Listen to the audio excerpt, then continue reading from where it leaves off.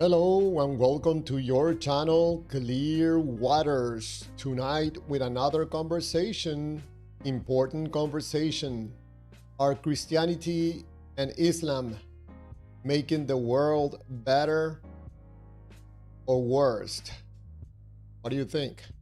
I'm going to give you my humble opinion about this subject. But before, let's check on these live streams, make sure they're up and running with proper audio.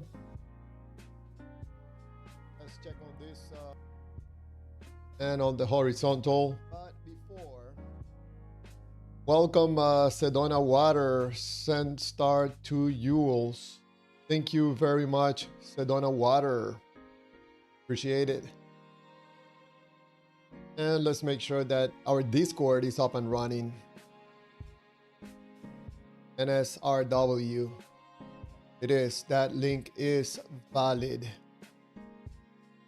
So tonight we're going to have an important conversation about this subject of religion. We're going to start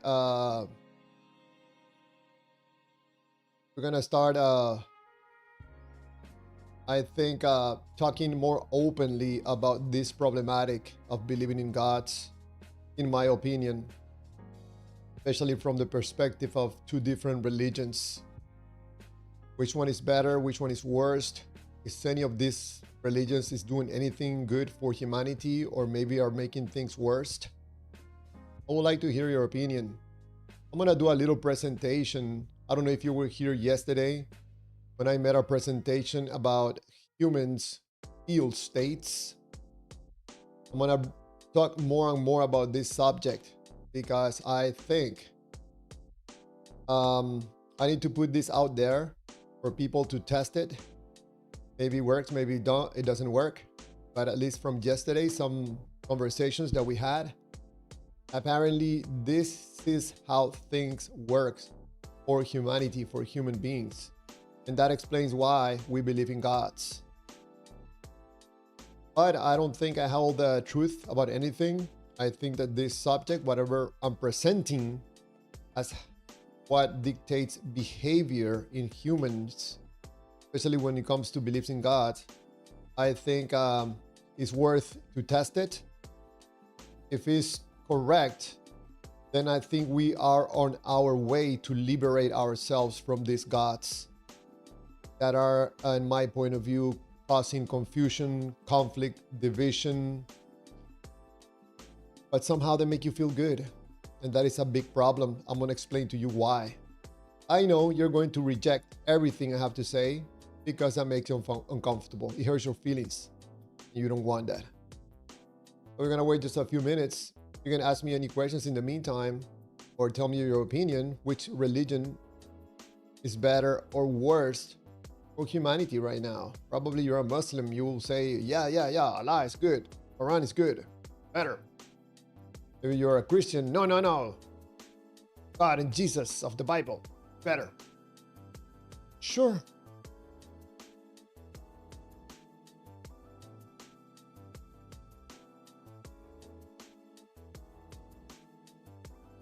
Hey, water. So I'm gonna do a presentation to you that probably explains why or how you end up believing in a God. I know I don't expect you to stand by and listen to what I have to say. Probably you can continue, scrolling, watching other videos. Probably will be better if we don't talk about your beliefs. We don't talk about you. We don't talk about your priorities in life. Maybe where we can avoid talking about your feelings. Maybe we can avoid talking about how you end up being persuaded to believe in one of these gods. Yeah, I know it's a topic that, not interesting. Just talking about life and humanity, family. Nothing important. Oh, I'm gonna take these live streams and these topics and this channel, I'm gonna turn it around so I can make money I'm either going to talk about God, any God will make it, or maybe I can make the cat videos. And then probably I'll get the million views, and then I'll be making more on my way of making more money. What do you think about that idea, huh?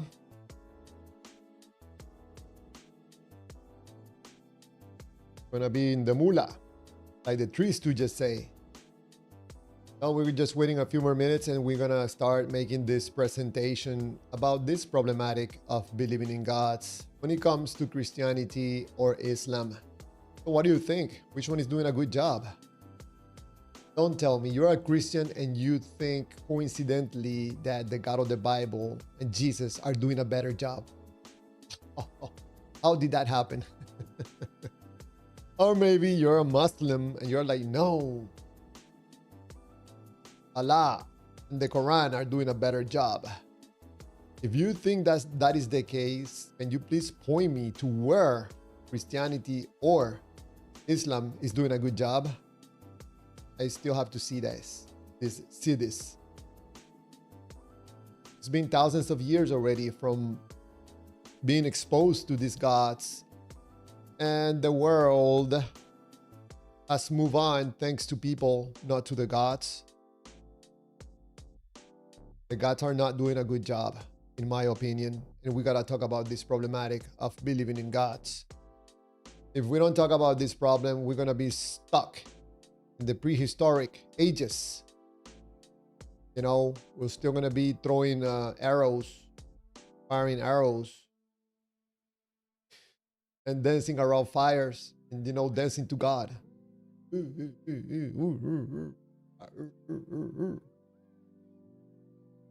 All right, so I think I waited enough. So I'm gonna do this presentation just with whoever is on the live stream right now. 0 people or 2 people. I appreciate you. Thank you for stopping by. So I'm gonna talk to you about this problematic of believing in God. It is a problem. I don't know. Probably you have not been affected yet, so it's just a matter of time when you come to the realization that this is a problem. Mr. Divine Nation Online, Panama, Christianity build your world. I knew it. I knew it. A Christian thinks that the Bible and Jesus do a better job.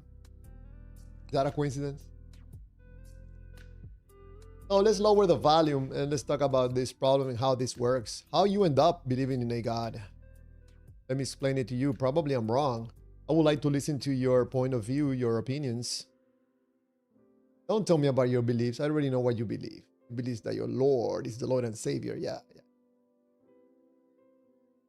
So the main point, the main message I want to make across to you is that because you feel good with your God doesn't mean that you are a good person. Ooh, I just kick you in between the legs. I just punch you in the stomach. That makes you uncomfortable. You think because you are close to the Lord, you also think that you're a good person. I'm sorry to tell you, it's most likely the opposite. But you cannot tell. You stink, and you cannot smell yourself. Most likely, if you think that you're close to a God, most likely you feel yourself that you are standing on a pedestal. When in reality, you're not on a pedestal. But that's how you feel because it feels wonderful to be involved with the most powerful being in the universe. That guy, that entity loves me. I'm important to that entity. Yeah. Feeling good with your Lord not necessarily is going to make you a good person. So let me show you this little image. This AI flop that people say. Yeah.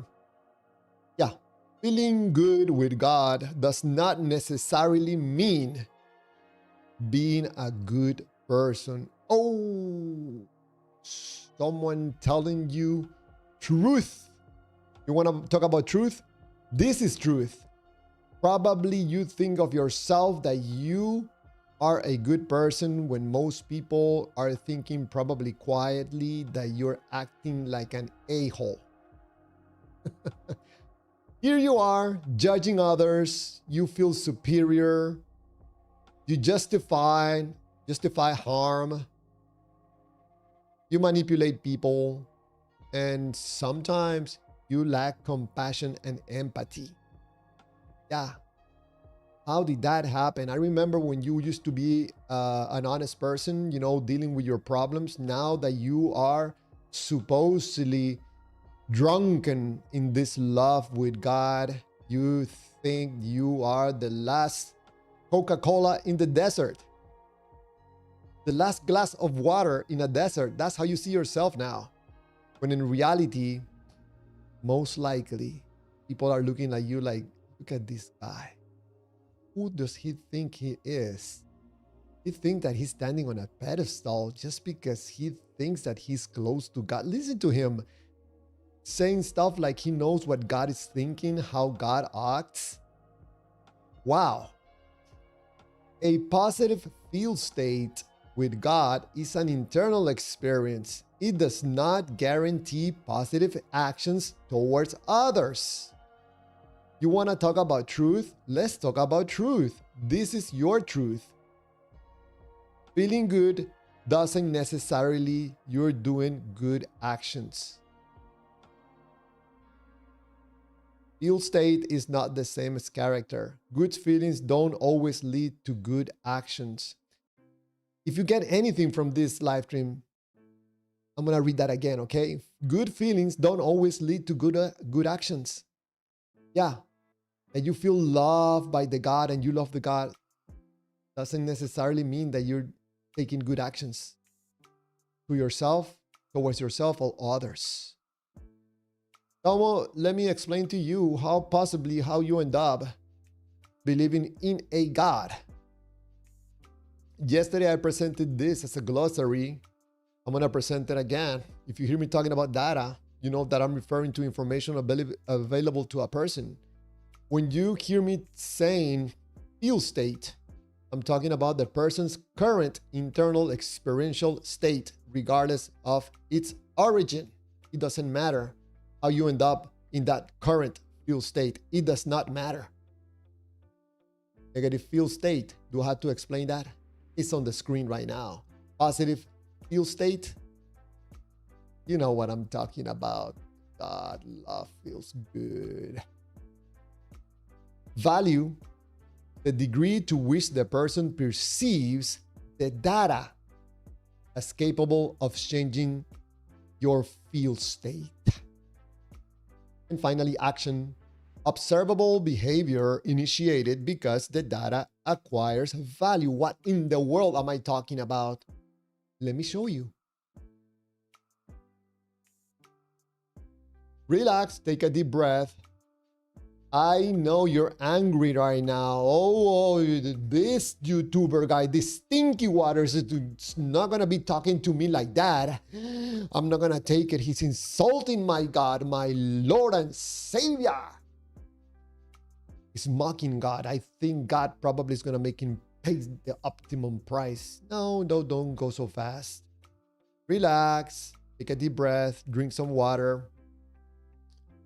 So, if you're a believer in the God of the Bible, we move out of the way and fix this. Some of this stuff, I did it like real quick. So, in the case of the Bible, probably you found yourself in a negative feel state. Somehow, you know what I'm talking about. You're broken. You're sinning, you're doing stuff that doesn't make God happy, it doesn't make you happy. You find yourself in a negative feel state.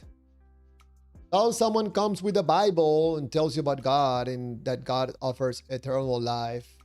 Probably John 3:16, for God so loved the world that he gave his only one and only son, that whoever believes in him shall not perish, but have eternal life. And you go, wait a second.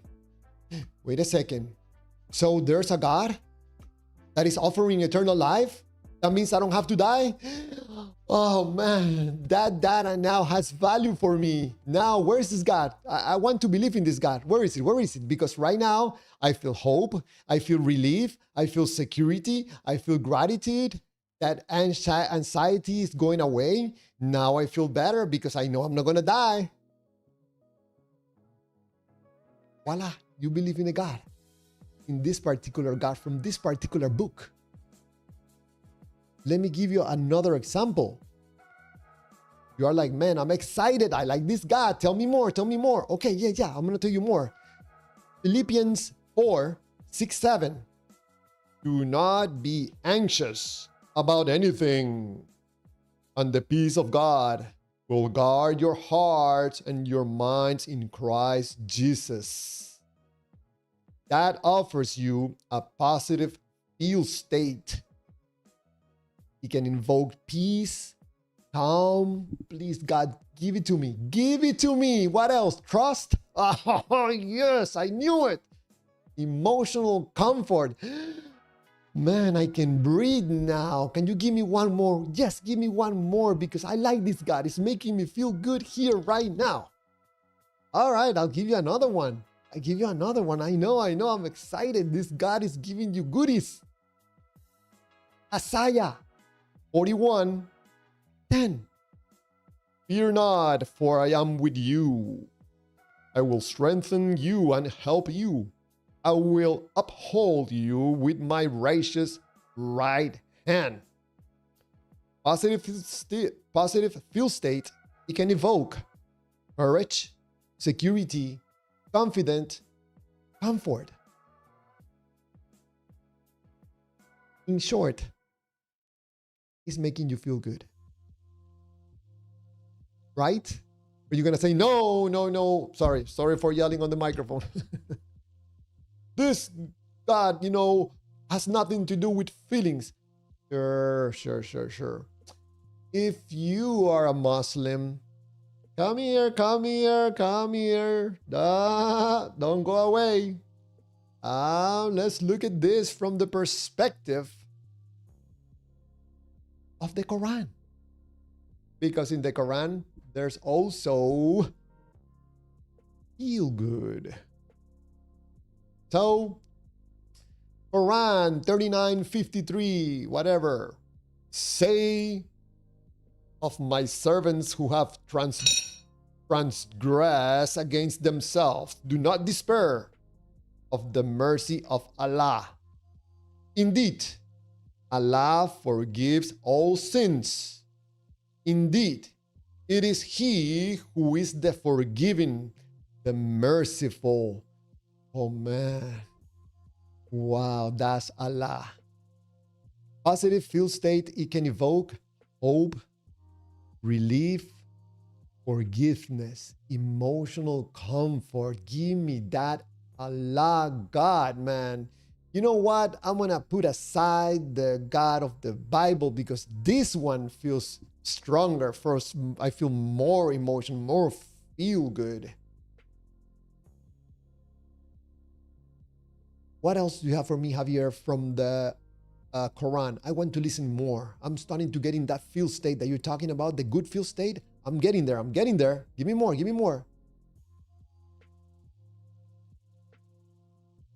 I'll give you more.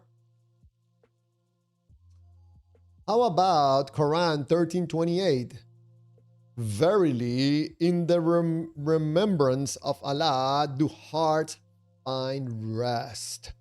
Another positive feel state. It can invoke peace, calm, reassurance, emotional stability. No wonder you like Allah so much, man. I knew it. You like the goodies from this book. It gives you meaning into your life. It gives you a sense of self. It takes away some of this anxiety. Now you are more mature because you believe in this God. You're taking advantage of this feel good offerings from this God. Quite interesting. What else do we have from Allah?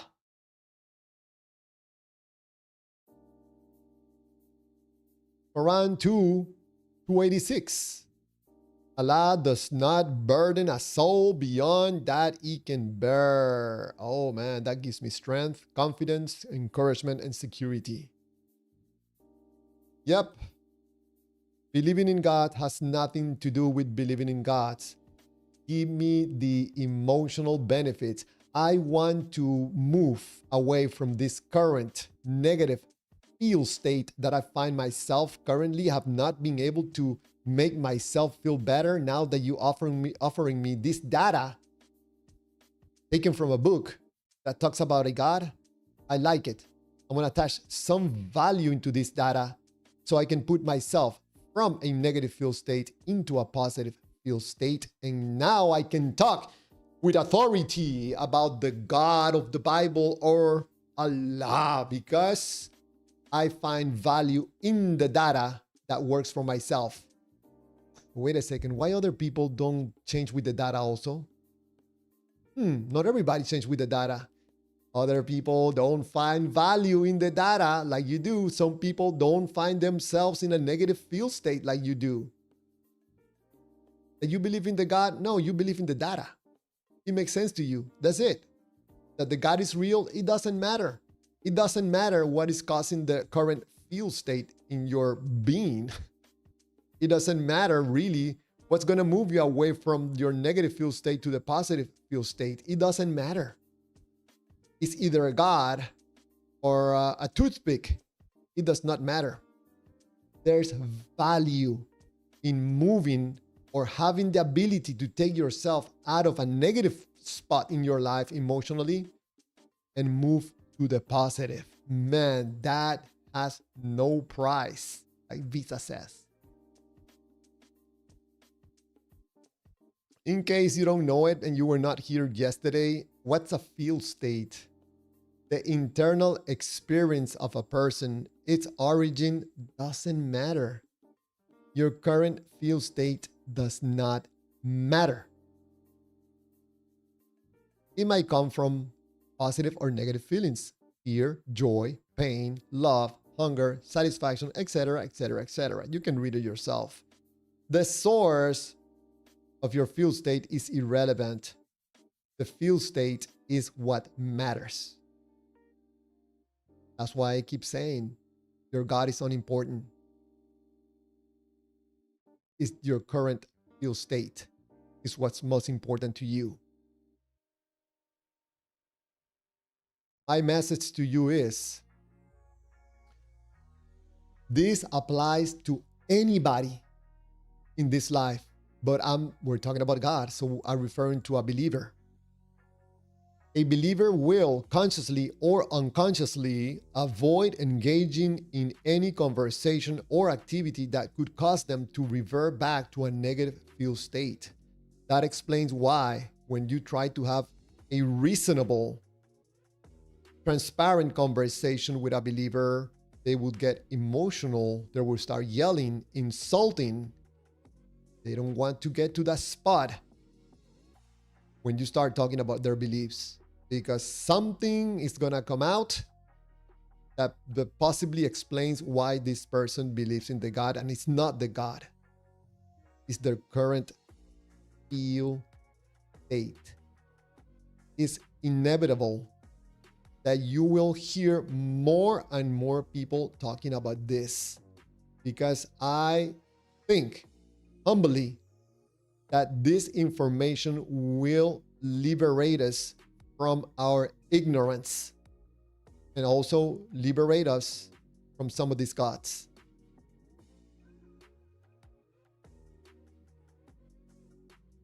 That is my presentation for tonight. Are Christianity and Islam making the world better or worse? Of course, they're making it worse.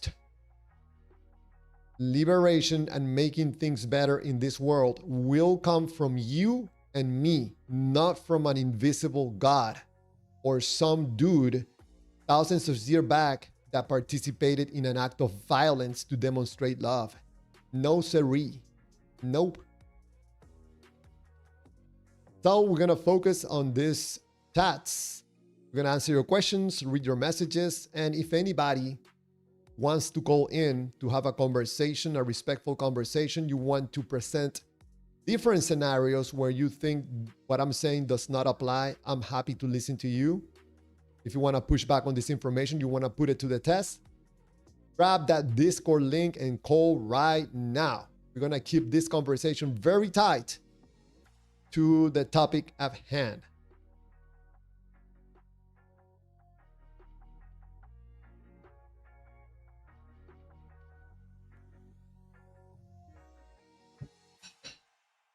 All right. Thank you, Sedona Water. Thank you for the present. I really appreciate it. Thank you. Rainbow, Shangri-La, thank you so much. I'm humble. Thank you, appreciate it. Thank you for the presents, for the jewels. Out of Babylon, I'm a believer, and there's no conversation that will make me revert back. Of course not. There's no conversation that will take you out of your current feel state because it feels good. We're not talking about a God. We're talking about your feelings. Let me jump but to, let me take it, let me go back. Your messages. Whoa, you guys were writing a lot. Divine Nature Clearwaters lives in his own bubble. Divine Nature Online, you know, making a whole presentation, and I live on my own bubble. Wow, how serious can you be? All right. Phantom X, I addressed your misinterpretation many times before. I'm probably talking to Divine Nature Online. Mr. Diva, don't play. On Judgment Day, everybody will know 100% that they do in fact exist. Well, we'll find out that day. In the meantime, we'll come up with other ideas and other ways to make this world a better place. For those of you that are just expecting and waiting for your death, just stand on the side, please, and let people that want to live and want to make this world a better place be able to continue expanding, learning, discovering, exploring. You're done with your God. You close it, you seal it. You're not going to grow as a human being. Move to the side. Diva, don't play. We will never feel more alive than on that glorious day of judgment. Sounds like feel good to you. Mr. Tekken fan, ground truth gives you the empirical evidence you need to ensure digital models actually reflect reality, compare and adjust, check remote data, collect real world observations. Sounds to me, Tekken fan, that you are okay in agreement that we should continue learning and expanding and exploring and discovering. I agree.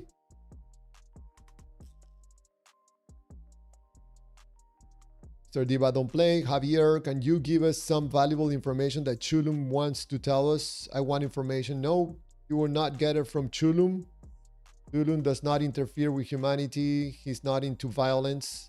You're not going to get him to bring any family members to be brutalized in a human sacrifice. He's not into blood sacrifices. He doesn't like blood.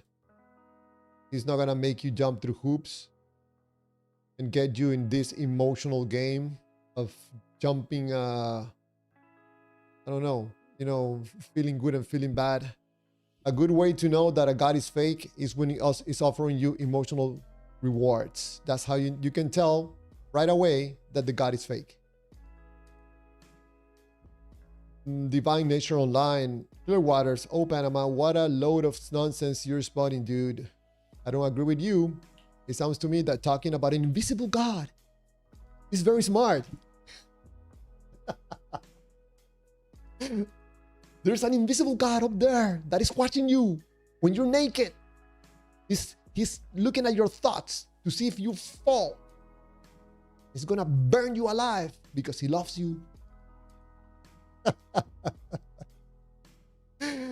Oh man, it cracks me up, man. Divine Nature Online, you're probably what I'm describing on this live stream. Let me put that that image again on the screen. You think that because your God feels good to you, you think that you are a good person? How mistaken can you be? You stink, and you're the only one person around you that cannot smell your stinkiness. But because people probably around you are very respectful and loving, they're not gonna tell you anything. But I'm not around you, so I can tell you openly that your attitude doesn't sound very loving. You don't sound very holy. It seems to me that you don't have no Holy Spirit in you.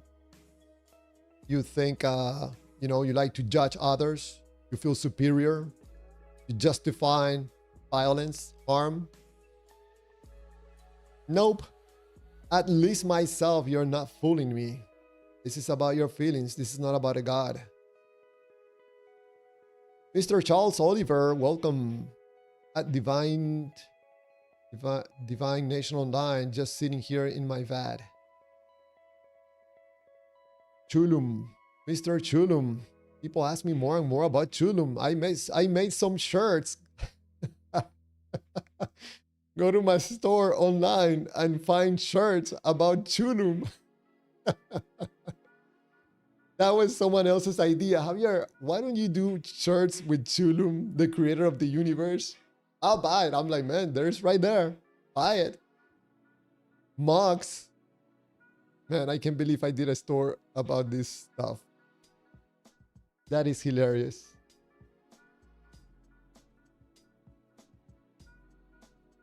Thank you, Rainbow Shangri-La, for the Yules. Appreciate it.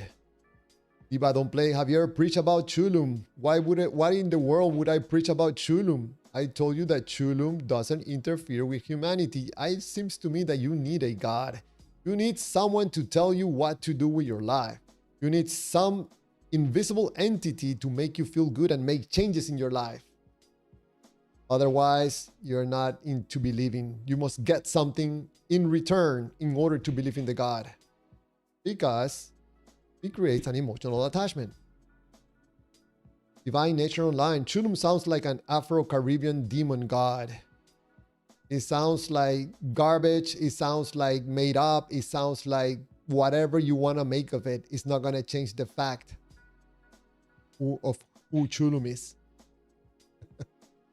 And by the way, you can call Chulum garbage. He doesn't get offended. This is not a easily offended God like the God of the Bible. He's not gonna go after you, make you pay the price.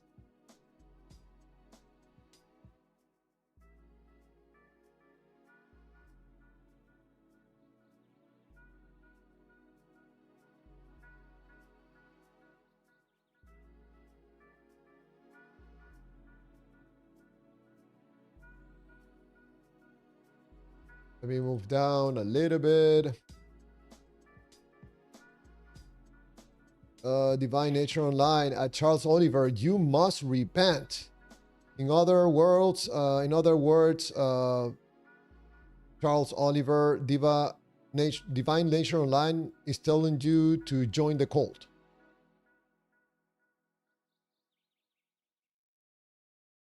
Diva Don't Play. Chulum likes chips and salsa. I have no idea what Chulum likes and what doesn't like. I don't have conversations with Chulum. He doesn't communicate with me. I don't communicate with him.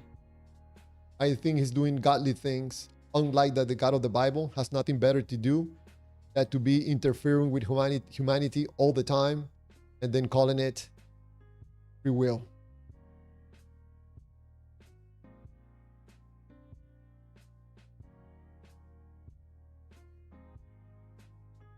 Divine Nature Online, Panama. Unless Jesus is your Lord, you're going to worship Chulum. I don't worship anything. I don't worship myself. I don't worship you. I don't worship Chulum. I don't worship the God of the Bible. I don't worship Allah. I don't need to worship anybody. I'm open to learning. I'm open to be humble as much as possible. There's a lot of stuff that I want to learn about myself, about life.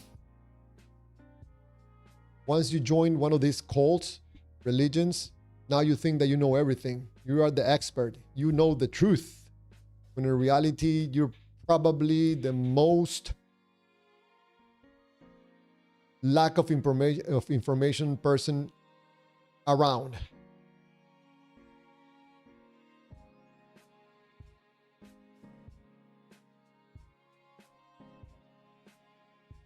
Guys, you can offend Chulum all you want. Chulum is garbage. Chulum doesn't care. We're not talking about the God of the Bible. Imagine calling myself God of the Bible garbage. Am I going to pay the price? Chulum is not like that. He's not easily offended. He created offensiveness.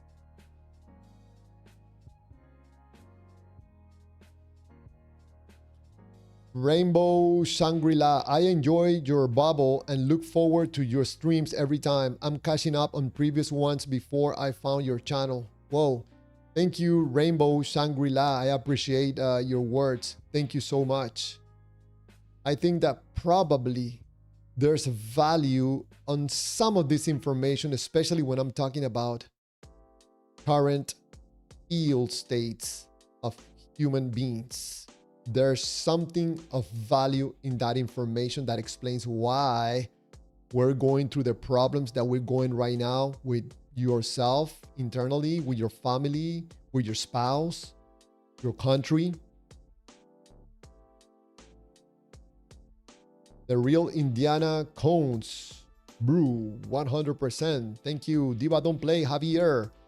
Where are you getting this specific information about what Chulum does or doesn't do? You just made positive claims about Chulum, so how are you receiving this specific information? Thanks. I'm not getting any information. I'm not putting Chulum in a positive view or negative view. I know nothing about Chulum.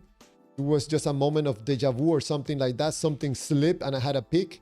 It was nothing that I was communicated about. I don't know what Chulum does. I don't know.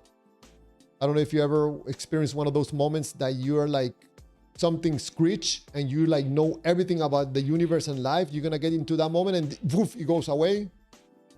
I got that same information right there. We could be talking about a fake God. We could be talking about a real one.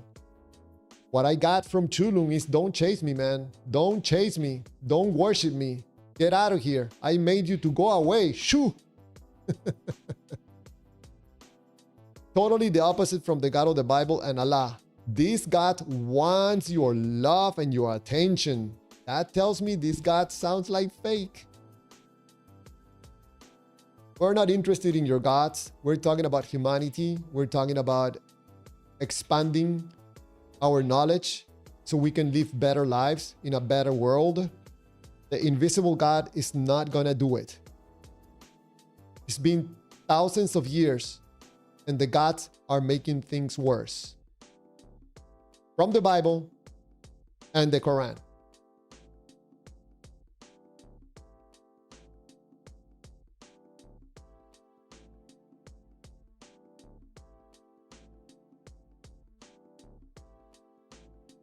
Charles Oliver, Diva is looking for a feel-good replacement. It seems.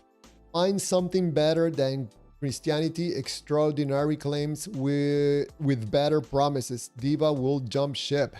I think that if I probably contact Chulum, which I think is impossible to do, but let's say if I contact Chulum, Chulum, can you do me a favor? Can we help these people? You know, can we do something to, I don't know, get them back to honesty and to continue expanding and exploring life? Can you do something for me? Can you make something fly? I don't know. Can you make me levitate so they can see a miracle? Can you make me walk on water for a moment? Can you do that, please? I think people probably, these believers in these different gods, they will drop their God immediately and go with another one that makes them feel better. Javier, how do you do that? How do you do that? Please get me in touch with this Chulum guy. Please, with this Chulum God. Man, that was wonderful. I never seen a miracle, man. That makes me feel so good. Forget about the God of the Bible, man. Oh, man, I felt the goosebumps when I saw you flying and walking through the water, man. Oh, that Chulum, I love him.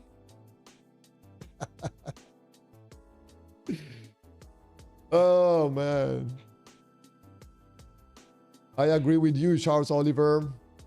Diva, Divine Nature Online. Are you mocking God and complaining about people's morality? I'm mocking the Lord. Are you judging what's wrong behavior? Look out. The she-bears are behind you. Diva Don't Play, Javier. How do you know Chulum won't be upset if you call it garbage? What are you getting this specific information where? I got it in a moment that the only thing I can explain it is like having a deja vu. You don't know where deja vu comes from, but you know you're having one. I had that moment. I'm like, man, what? So there's someone out there, but why did I get this word chulum from? Oh, okay. So I don't know. I just know that chulum is not going to get upset because we're talking about a real God. God has nothing to do with feelings. A real God is not going to make you feel good. Feel good comes from something else. I'm trying to have a conversation and a discussion about it, but you want to take the conversation always back to the God. Why? Because of the emotional attachment you have with the God. You cannot avoid talking about the God. That is okay. At least myself, I have very patience with people that believes in gods. I'm not going to judge you. I'm not going to tell you, stop believing, stop believing. Like you said, I have nothing better to offer you that is going to make you feel better than the God that you currently believe is real and loving. Dragon Karatsik, we are so scared of your imaginary friend. Be careful, Dragon. Hersey 98, welcome to the live stream. You worship your live stream. I don't worship anybody. But thank you for stopping by, Hersey 98. Here 5 days a week, Monday to Friday, yes, because I think I'm doing something good for myself, for my family, for my country, and for humanity.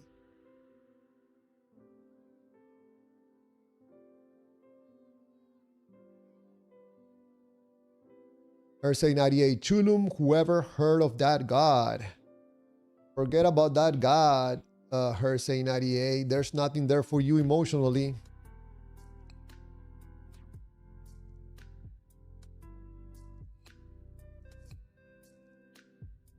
Rainbow Shangri-La at Hersey 98. I'm glad that Clear Waters is on every night. I miss the nights he isn't here. Oh, Rainbow Shangri-La, thank you so much. That inspires me. Not everything is negative. Thank you so much.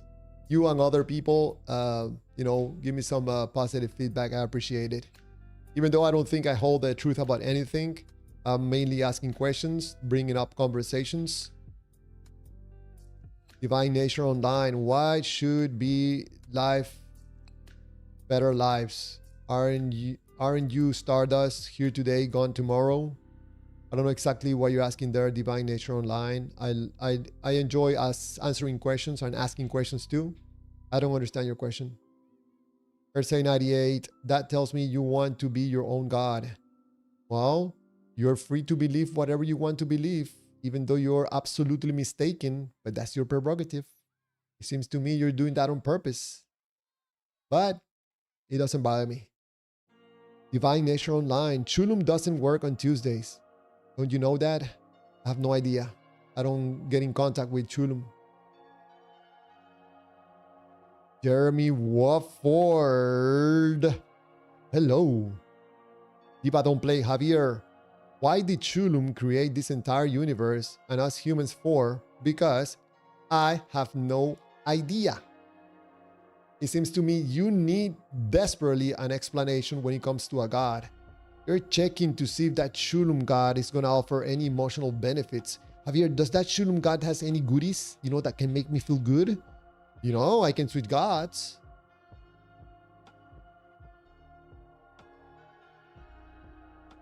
I think there's more value for humanity to talk about us human beings than talking about invisible gods, including Chulum, invisible God. So, Hersey 98, I explore life just as much as you, Clearwater. Clearwaters, have you gone and lost your mind? Hersey 98, are you externalizing something about yourself that you're not able to see in yourself or don't want to see in yourself and you seeing it in other people?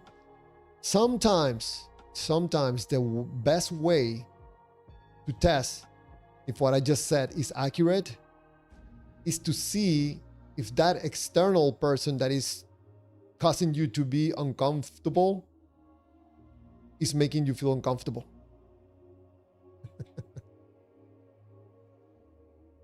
Why would that be? Verse 98, because Shulam is not real. Which one is real? How can we tell which God is real? The God of the Bible or Chulum? Would you suggest a test? Let's do a test, verse 98, and let's see who comes as being real, the God of the Bible or Chulum. I'm ready for that test. Rainbow Shangri-La. I googled Chulum. We're gonna find any information other than a town in Mexico. Probably I spelled Chulum wrong. Probably it's with an S. I don't know. Probably it's Chuliam or something. Divine Nature Online. Something tells me Chulum is the only God that doesn't come with good feelings. I suspect you are correct because feelings has nothing to do with a real God. There's data about a God that is offering to his believers, people that believe in him, he's offering free passes for eternal life. Are you taking one of those tickets? He says, come, my loved one, come. I'm giving free tickets for those of you that believe in me and believe in my son. I'm here. This ticket is for you, so you have eternal life. How does that feel to you? It feels good? Here's your ticket. Ah, ha, ha. You're going to be happily ever after living with me in heaven. What are we going to be doing in heaven? Don't be asking questions, believer. You want me to take that ticket back? Okay, so stop asking questions. Rainbow Shangri-La, I saw your t-shirt. You know, Rainbow Shangri-La, I was not interested in doing that. I thought it was a total joke, like make shirts about Chulum. And what about the Feel Good Company? And I don't know, in God we do not trust. I think that probably some atheists will be interested in wearing those shirts. In God, we do not trust.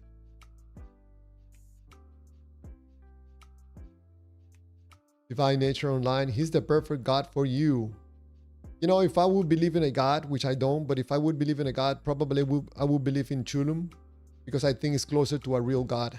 Not like the other gods. That sounds more like made up. They want to make you feel good. They want to give you presents. They want to give you emotional rewards. They're going to change your life for a better way.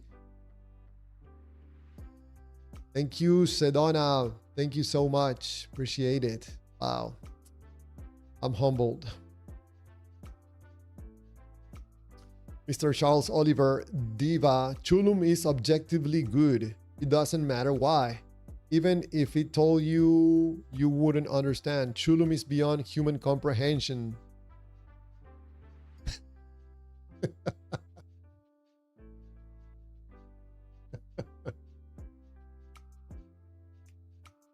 Oh man, that is so good.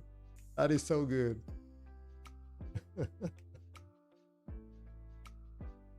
Try to understand Chulum. It's out of human comprehension. I like that. Rainbow Shangri-La. Yes, you're doing something good, Clearwaters. You're one of my favorite YouTube channels now. Wow. Thank you so much, Rainbow. Appreciate it. Thank you for those beautiful words. I'm very thankful. That, what you just said right there, makes it worth it. Appreciate it. Verse 98. Don't you think being with your family would be more beneficial? Wow, Hersey 98. That is a tough question. Yes. Yes. Being with my family right now probably could be more beneficial. Unless I'm doing this for myself, that I think consequently will be better for my family because of my motivation and my goals.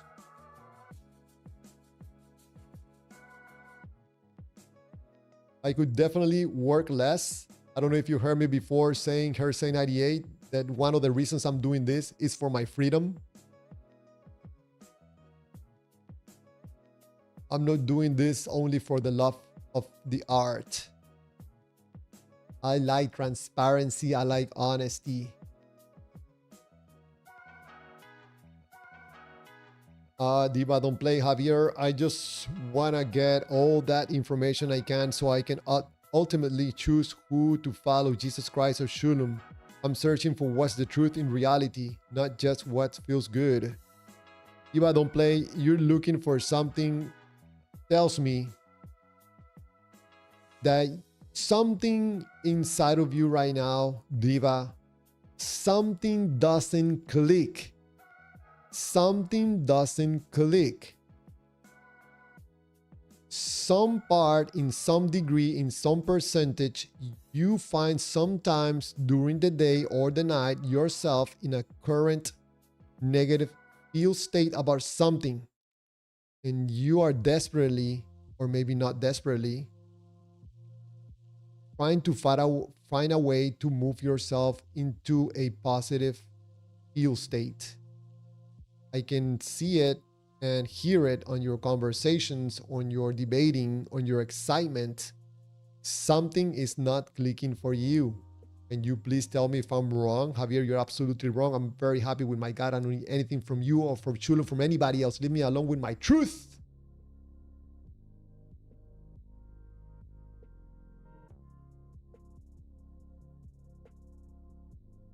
Verse 98, Divine, let me know when Shulam shows up when you call on him.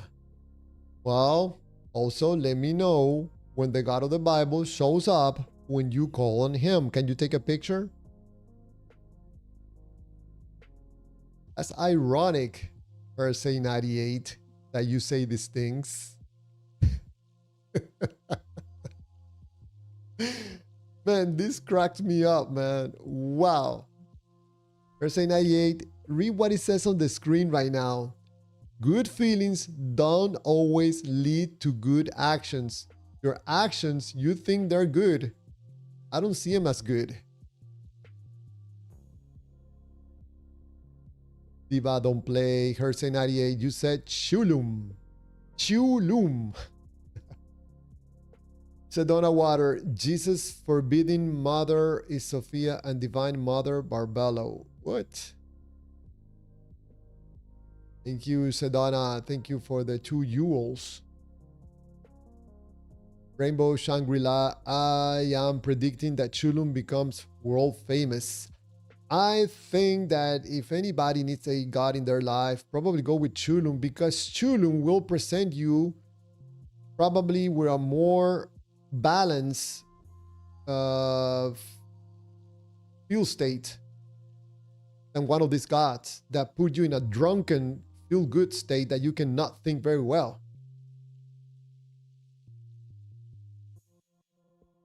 That's if you need a God in your life, okay?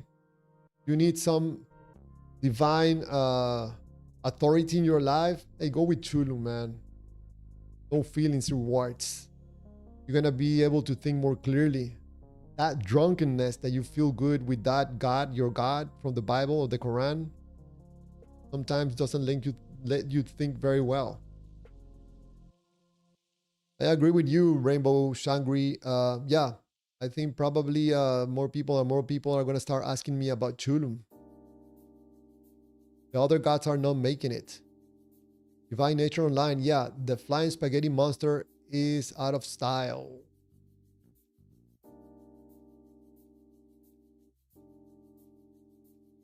The Donna Water, Christos, the supreme being. Okay. Rainbow Shangri-La. Oh, that means a lot to me. Thank you, Rainbow. Diva, don't play. Javier, are followers of Chulum called Chuluminist or Chulumians? I don't know anybody that follows Chulum, and I don't know why would anybody follow Chulum. But for people that need a God in their life, you know, go with Chulum. Thank you, Sedona, for the gift. Appreciate it. Thank you so much. Rainbow Shangri at Sedona. I don't always chat because I am. Hersey 98. How is this going to be more beneficial to your family? Please tell me. Verse 98. I don't think you are with me 24 hours a day. You don't know my life. You don't know my job, my work, what I do for a living. You don't know in what state I am emotionally, economically, what's going on around me. So there's a lot of information that you're lacking right now. I go again about doing what I think is good for me, for my family, for my country, for this world. If I don't do something for myself, I'm unable to do anything for anybody else. That probably is going to be something very hard for you to grasp right now, but I don't know. Not my duty to explain it to you. I'm just trying to be nice and tell you a little bit more information. Rainbow Shangri-La. I'm disabled. Sometimes it's difficult for me, but I watch the streams, always see your very interesting and often cool thoughts. Oh, Rainbow Shangri-La. Disabled. Interesting. Well, thank you so much for your presence here in this live streams. I'm very thankful and very honored to have you here. Thank you so much. I hope that whatever you're doing well. You're enjoying your health and that you continue to do well. Or say 98. Or is it that you're very selfish? I think that I'm very selfish. Yes, I'm very involved on what makes me feel good in this life. I try to find ways to move myself from negative feel states into positive feel states. Yes, I do exactly what you're doing, what everybody else is doing. I like where this conversation is going, Hersey 98. Probably we're gonna end up talking about something that is sincere, honest, and transparent. And continue asking and digging deeper. Diva, don't play. Javier, nah, I'm just calling you out on your fake made-up lies. Revelation 21:8. All liars will have their part in the everlasting lake of fire. Clear waters. He's gonna have no water when he goes to hell. In that fire, he's not gonna have water.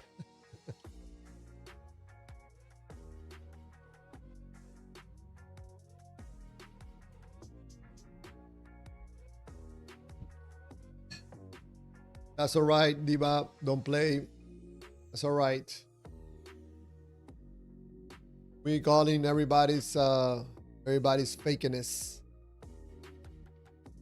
I'm trying to get into conversations about us, ask questions, explore, and I would understand why you or a believer in one of these gods will not want to understand things about life, like, for example, why we feel what we feel. It's better for you if you're attached to one of these gods, continue believing and continue being stuck in life, explaining anything or everything with the information about an invisible God.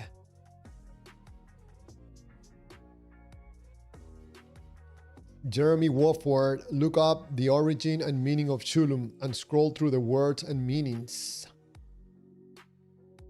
Maybe that's for Diva Don't Play, that he's researching the lies from Chulum. I don't know, probably Chulum end up being real and teach Diva a lesson. Divine Nature Online, Panama, you told me you are not a good person. Is that right? I'm not a good person. I'm not a bad person. I'm not a good person.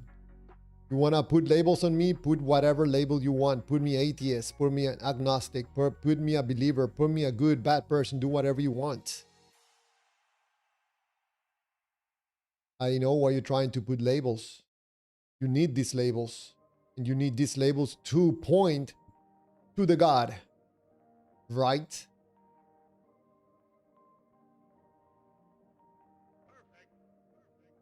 Divine Nature Online, when will you be a good person? I'm not interested in being a good person. No, thank you. Especially if a good means being close to God. No, thank you. I'm not into violence. I'm not into getting stuck in life with an invisible God and explaining everything with an invisible God. No, thank you. That's for people that need a God in their life.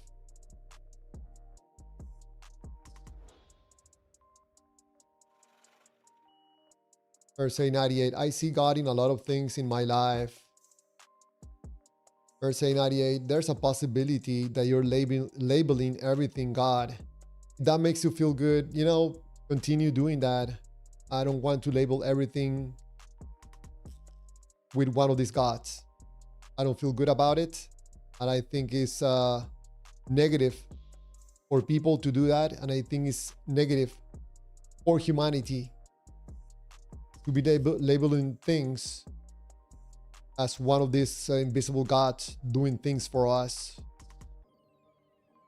like saving us from his wrath. Some crazy stories, but I understand that people attach themselves emotionally to the God, so it's very extremely difficult.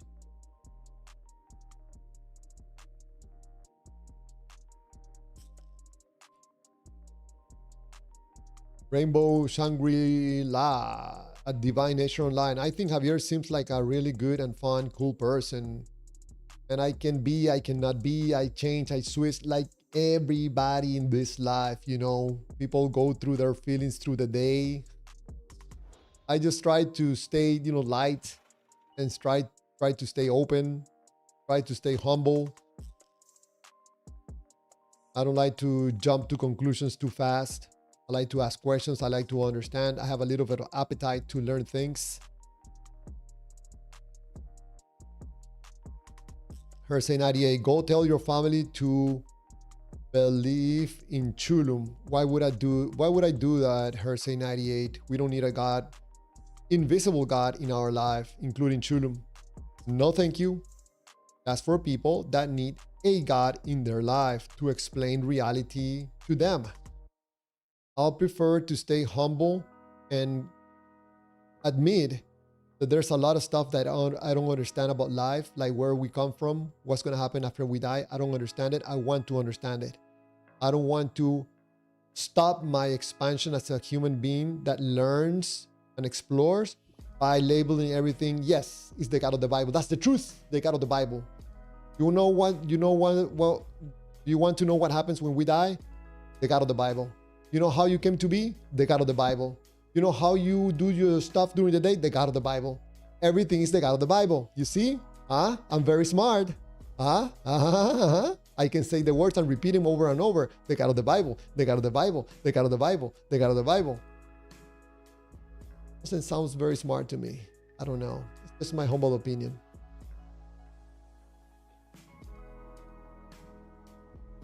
I remember the other day, there was a guy that came into the Discord that he communicated with Jesus. You guys remember that night, that live stream?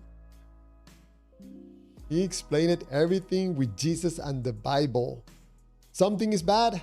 Yeah, it must be a demon. It must be something, some negative energy. And there's people that are into witchcraft without using the word witchcraft. They use the word God. But this is witchcraft. Talking about demons and spirits and sacrifices. Look at yourself. When did you learn to talk like that? What happened to you?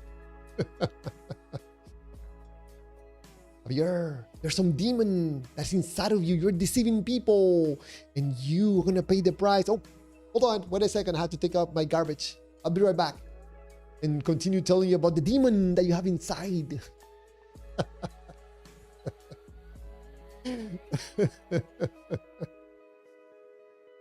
Oh man, that reminds me of Ray Comfort, man. That guy cracks me up, man. He's a businessman. He knows how to make money by manipulating people, in my humble opinion.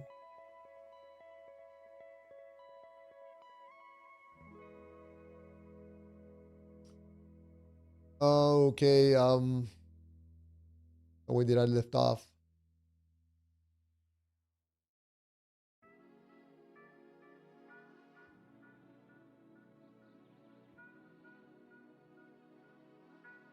Sedona Water at Rainbow Shangri-La. Thank you. I appreciate it. I have a few fans out there, I guess. By the way, I have a little condition myself, Asperger's. If you don't mind me asking what's yours, you don't have to answer. Oh, thank you, Sedona, for sharing that. And thank you for asking also Rainbow. Of course, if she wants to answer.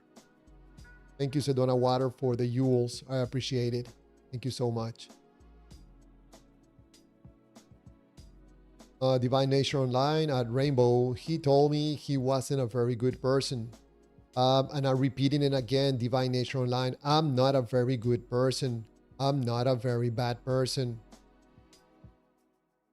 I'm playing with you. Oh man, that's a little bit of my evil laugh.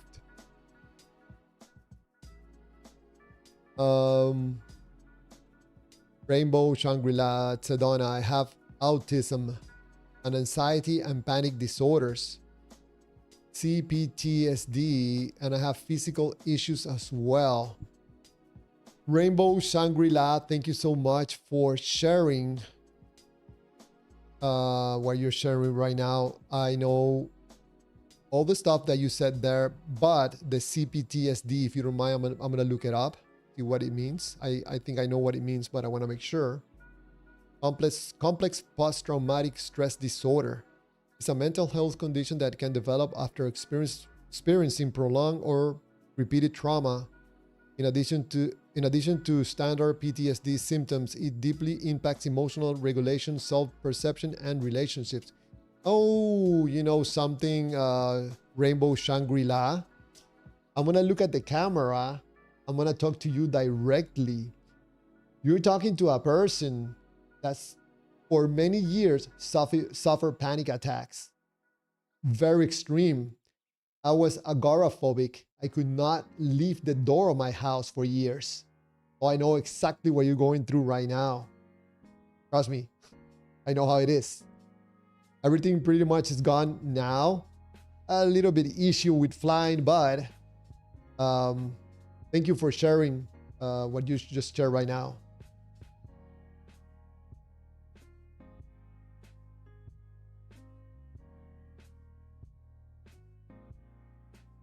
Rainbow Shangri-La, thank you for the jewels. Appreciate it. Thank you so much. Divine Nature Online, Shangri-La, he's on some road of betterment. But when will he get there? Nobody knows. In the meantime, he's a societal problem. Divine Nature Online, you're going to say all that just because I don't believe what you believe? Yeah, come on, man. I don't think people are buying what you're selling right now. I don't think people are stupid. I don't think they're falling for that. But if someone falls for it, their prerogative. I just don't believe what you believe. Let's not make that complicated. I'm not attached emotionally to a God. I'm not trying to move myself from a negative feel state to a positive one through a God.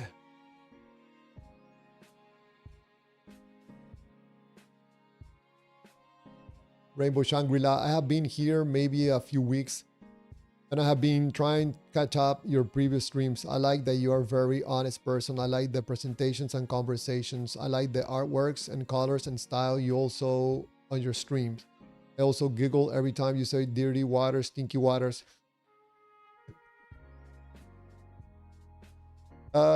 Rainbow, some person told me that I was very old. Look at this old guy. And I responded on the comment saying, hey, now it's old waters.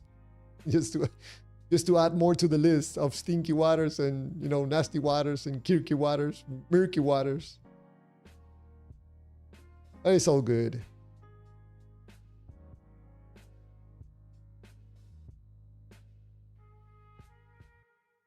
Thank you so much, Rainbow Shangri-La, for pointing that out. I tried to make it a little bit, the streams a little bit, you know, not to be so boring. Diva, don't play, repent and believe what I believe. Thank you, Diva, but no thank you. Appreciate it. I know you mean good, but I'm not looking to put myself from a negative feel state into a good feel state via one of these gods. Not interested, thank you. Let me cycle through these presentations so whoever joins knows a little bit of what was the presentation about.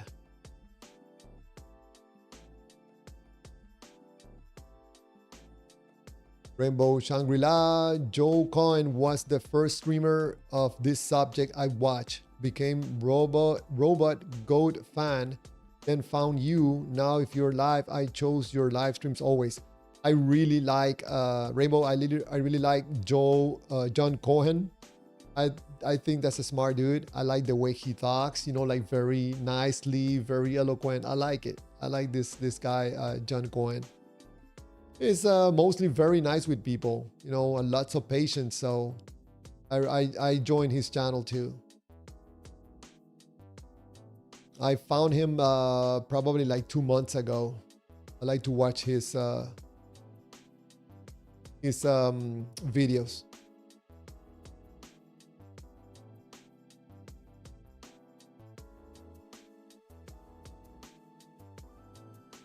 Okay, Divine Nature Online. That's what you said. You cannot be bad and good, Panama. Make up your mind. It's illogical to say you're both. I'm both and I'm neither. I'm gonna throw that bone at you so you can continue, you know, dealing with this goodness and badness. That keeps you busy for a little bit.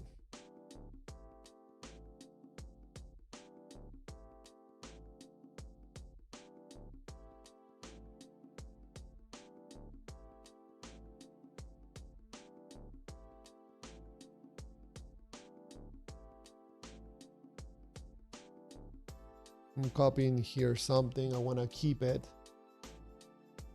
from the stream. So far, we have no calls right now. That's good, or that's bad. I don't know. I'm going to put up that glossary because I would like for people to understand when I'm talking about field states, what in the world I'm talking about.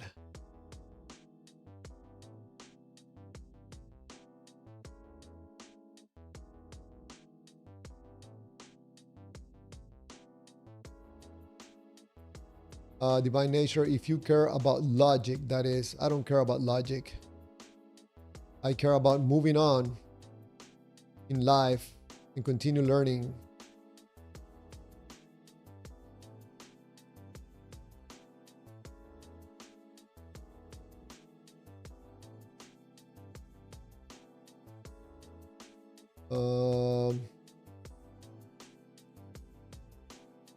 Man, where the messages went too fast. Come on. Where did it go?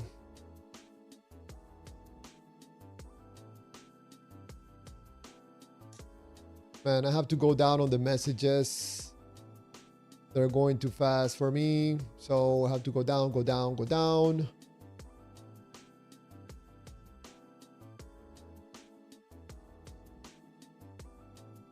Maybe I went down too much.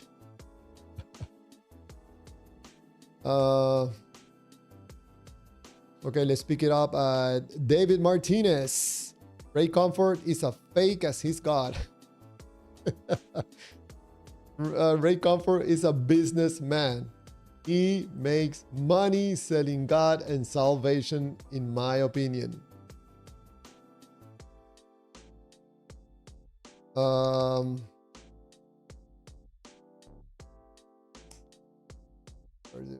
Okay. David Martinez.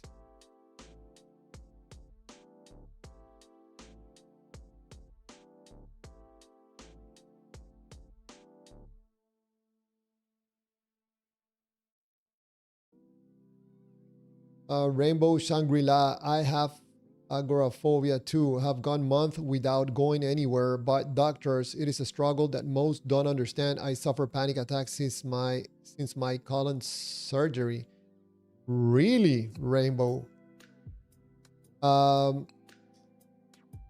Rainbow, I think sometime I would like to have a conversation with you. If you don't mind my asking, I would like to know More or less. How old are you? Are you less than 50 or more than 50? If you don't mind my asking, you don't have to answer, okay?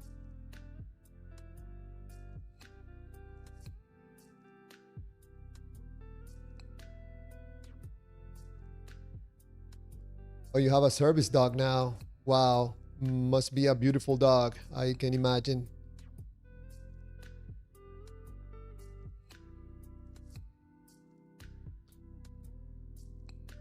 Diba, don't play at Rainbow. God will deliver perfect justice in the earth, and because He is God. Rainbow, Diva Don't Play is offering you a solution at the end of your life, which I don't know how much of that will be attractive to you. I probably interested in more about the now, about what you're feeling right now, and not offering, you like a cop out at the end. This is one of the reasons, Rainbow, I say that these cats are not good.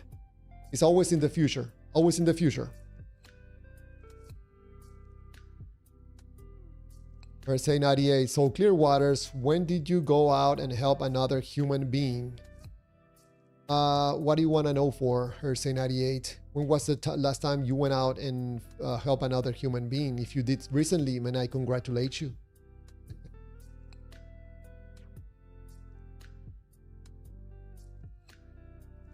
Rainbow Shangri-La, I'm almost 45. I guess my waters are getting all little murky. Oh, Rainbow, I apologize for asking you this on the live stream, but is there a specific, apart from the colon surgery, it was something specifically that happened in your life that you probably suspect that could have triggered some of these reactions that you're having?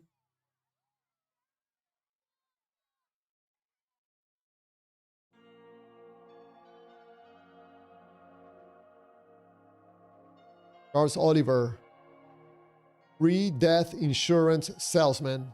It only costs you your ethics and logic.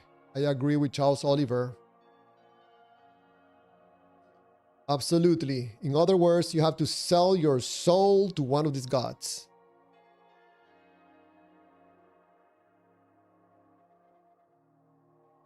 Oh, Sedona Water, you like dubstep.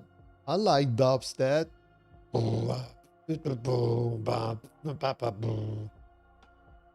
I sometimes like to listen to dubstep when I'm working and I wanted to get, like in that state.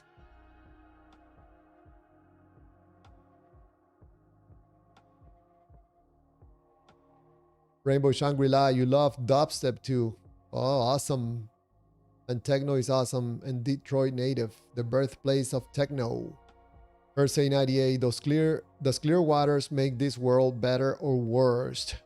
I believe I'm doing something good for myself, for my family, for my country, for humanity. Yes. What are you doing that is good for this world, Hersey 98, apart from believing in one of these gods?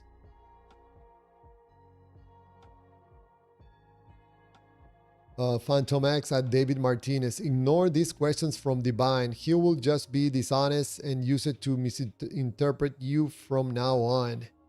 I have to agree with Phantom X. I think that probably Diva Nation Online thinks that because of the God feels good, he thinks he's a good person by judging others, putting himself in a pedestal, trying to see who's good, who's bad. You can turn very easily yourself into an awful human being by believing in one of these gods. And the worst thing is that you're thinking that you're a good person.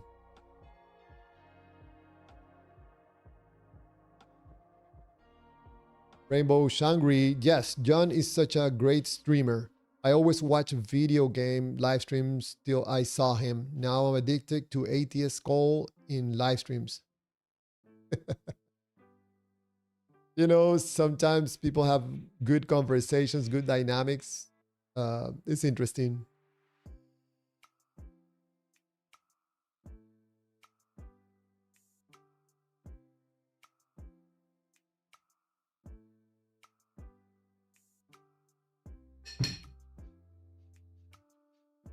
Rainbow Shangri, well, clear waters does make my world better. So that's something. I do have a do you have any pets, Javier? I love pets. But since my last dog died many years ago, I have not been able to have another dog. It just broke my heart to the point that I didn't want to have any more dogs. I really had a really hard time letting go.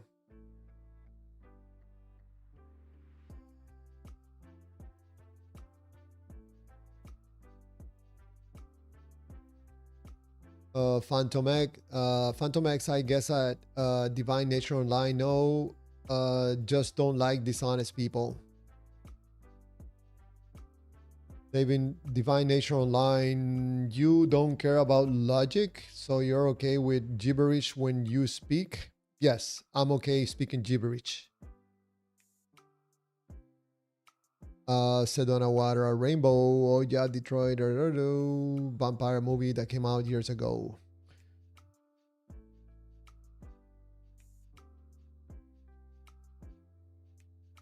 Okay, Diva, don't play Javier.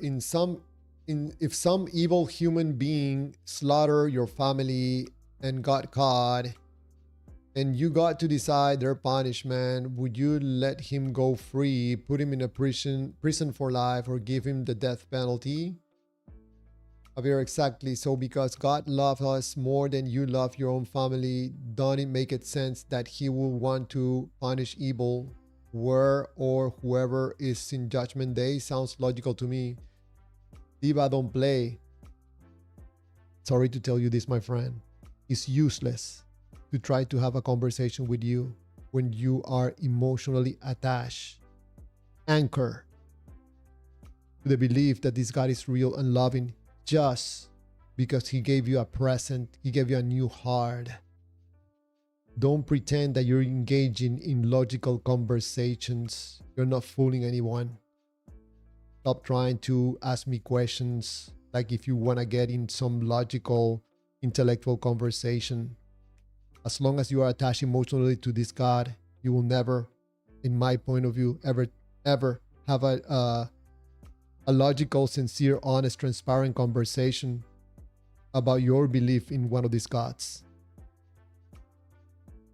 So my recommendation, try to not burn so much energy trying to ask me these silly questions about evil and punishments.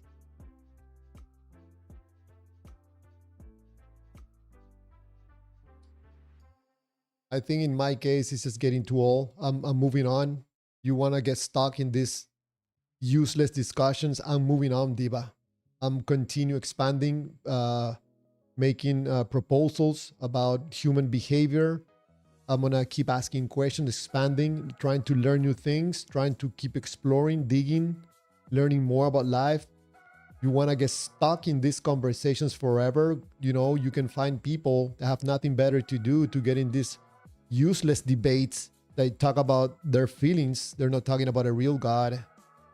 And you can try to make sense of the evilness and the punishments and the blood and the sacrifices and the demons and the spirits, you know. You like witchcraft? That's your thing? That's your, you know, your thing? You roll that way? All right, man.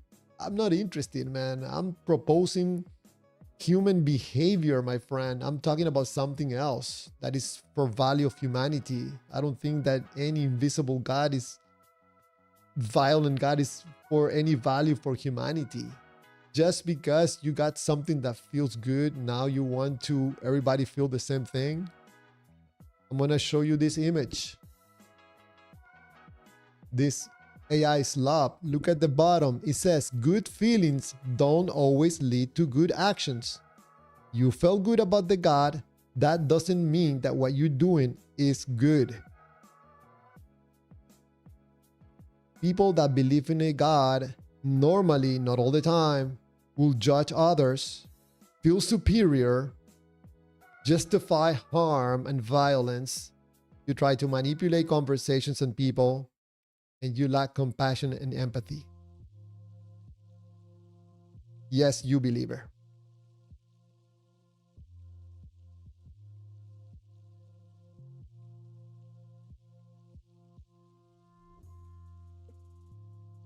Divine Nature Online at Phantom X wasn't dishonest. You're falsely accusing me of dishonesty. I have proof of your argumentation and it made it absolutely no sense. Even Javier didn't understand your argument. The Divine Nature Online, you know, even if I didn't understand it, I asked questions. I engaged in listening to him, trying to understand his point of view, trying to see if there's value, trying to see if there's something wrong.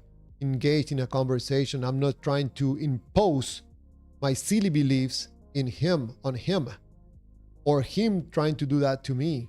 It seems that Phantom X is being accurate when he's describing you as dishonest in your supposed logical and smart conversations. That they are not smart and logical conversations to me. That's why you don't see me engaging, at least in this written conversations. Not interested. The Rainbow Shangri-La, I'm gonna be 45 in August. So you're 45 years young. I'm an 80s kid. You're an 80s kid. You like Sarah, Sarah. No time is a good time for goodbye. I like the 80s too. Actually, I have a playlist of the 80s. I'm gonna share it with you.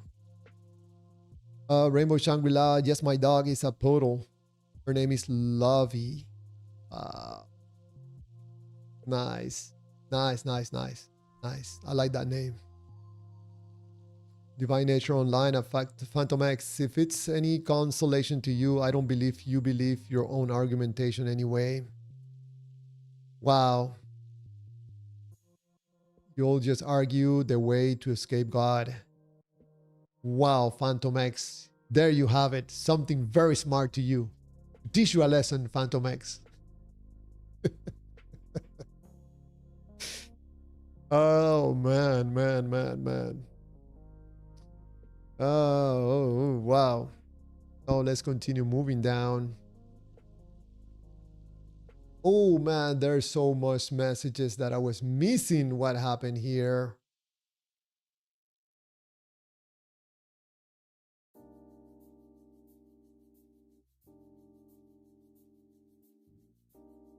I have to go down because sometimes I pause the chat so I can read some of the messages, and then when I go back to the current messages, it just jumps like, I don't know, like 40 messages.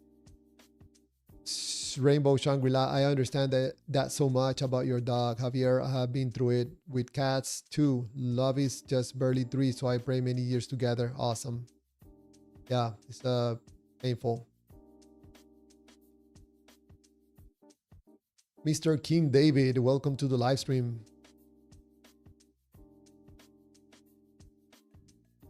Rainbow Shangri, with dogs and cats, I struggle with the fact they so precious, so belief had to be a God who created them, but Sedona Water, Clear Waters, listen to Fabric Life 37. It's like the dubstep best finally frontier pinnacle. I'm copying it. And I'm pasting it on my notes that I like to make sometimes. And I will listen to it. I don't want to listen to it on the live stream because I get flagged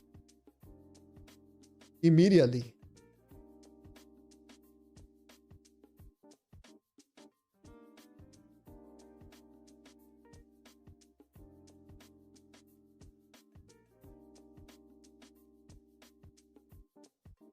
Okay, Divine Nature Online. Wait, do you care about logic or you don't care about logic? Get up your mind, Panama. I care about logic in an uncaring way. Take that bone. You can entertain yourself with that one. Probably it's gonna keep you busy for a few minutes. Diva, don't play. Notice Javier didn't answer my question. Diva, not interested. How will your loving God let dogs and cats be so precious and pure, but allow them to suffer and die so young? Good question. Uh, Divine Nature Online, Clear Waters, you make a lot of claim to truth, morality, and reality and logic, but you then say you don't care about any of that. Very inconsistent. Divine Nature Online, no. Let me rephrase that. I'm not interested in getting in a conversation with you about these topics because I suspect that this conversation is not gonna go anywhere. I don't like to waste my time. If I don't play, keep running and dodging.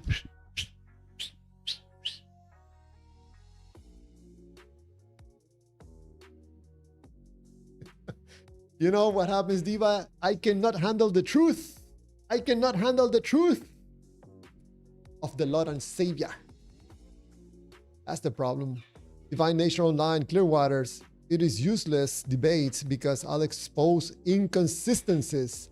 I know, I'm afraid, my friend. You're too smart for me, you know? You're gonna find all these inconsistencies and I don't want to be exposed by you.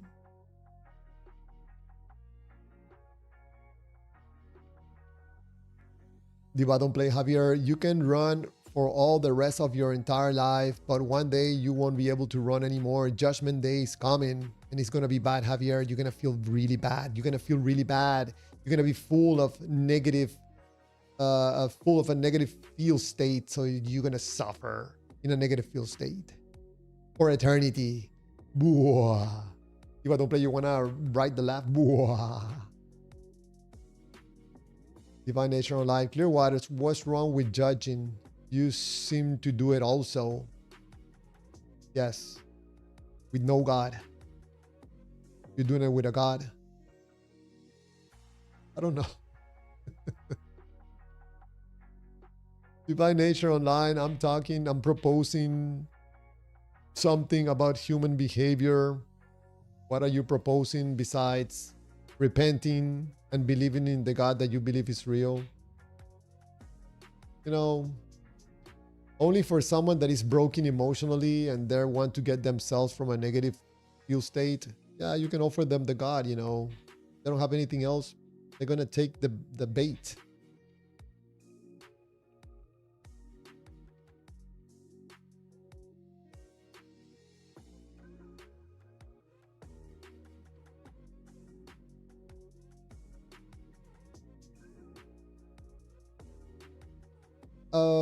Phantom X is suggesting to Rainbow Shangri-La. You can call in, of course. Thank you, Phantom X, for suggesting to Rainbow Shangri-La that you can call in. Rainbow, you can have a conversation if you want. You can use the link at the bottom of the screen or on the chats. I think the message is pinned. You can tell us a little bit about yourself.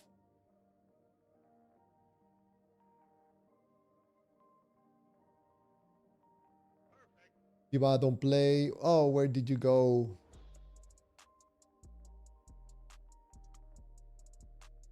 Oh man, where did you go?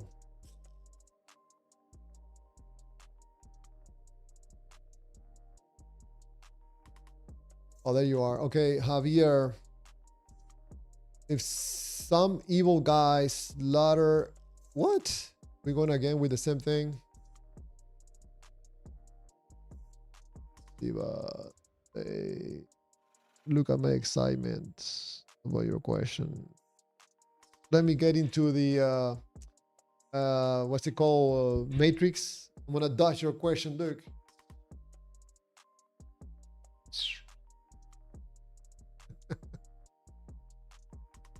If I don't play this conversation, it's like when people want to talk to me about football, I'm just not interested in the game, you know. People that don't even play the game, they're talking and getting excited. You know, this guy he was penalty, or you know, they call offside. I'm like, man, I'm not interested. Thank you. I don't watch football. I like playing football, not watching it that much. You like your game. You play this salvation game very well, and I'm not interested. If you want to get in a conversation about human behavior, yes, let's talk. I think it's more beneficial for humanity than talking about some invisible God that likes to, I don't know, do his wrath on people. I don't understand it. Not very interested. Divine Nature Online, Clear Waters. So you also think I'm dishonest? That's a terrible accusation. No, Divine Nature Online. I don't think you're dishonest. I think you're an honest person that sometimes acts in a dishonest way. Courtesy of the God that you believe is real and loving.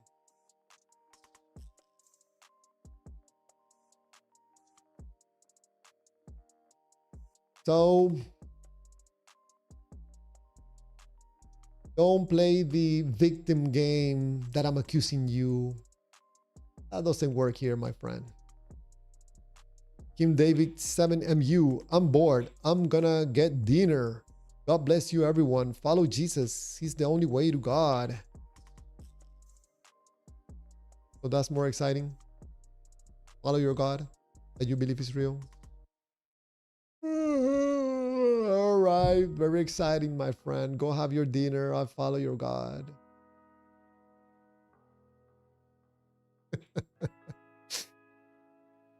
Probably running away from God's wrath. That will make it more exciting.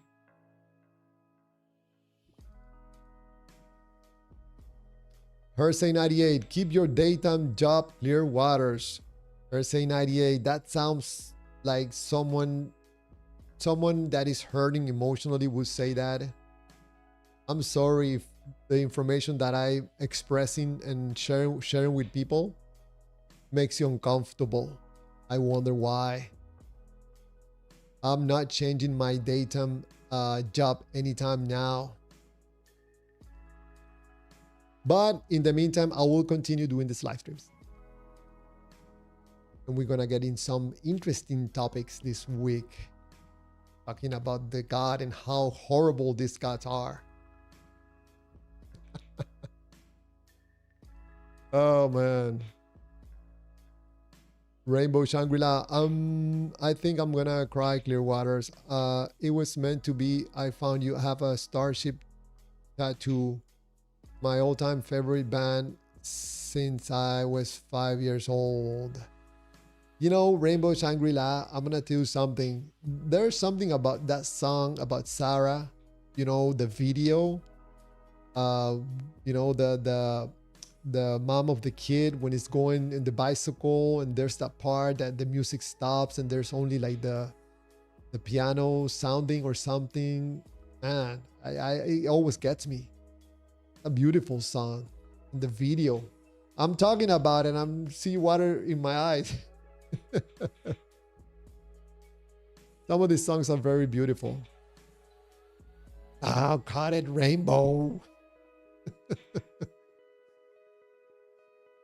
Let me drink some water.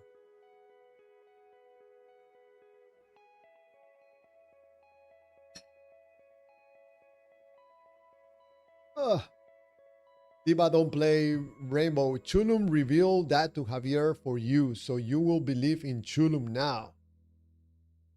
No, Diva don't play. I don't think Rainbow has to believe in anything outside of herself. Probably through conversation, to experience, to having some information from different perspective from another human being that probably have gone through the same experiences that she has, is going through.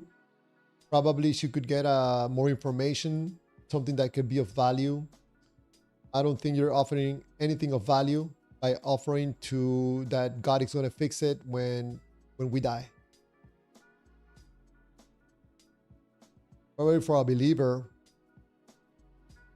because of continuing to be, wanting to be in that feel-good state, you will say things like this.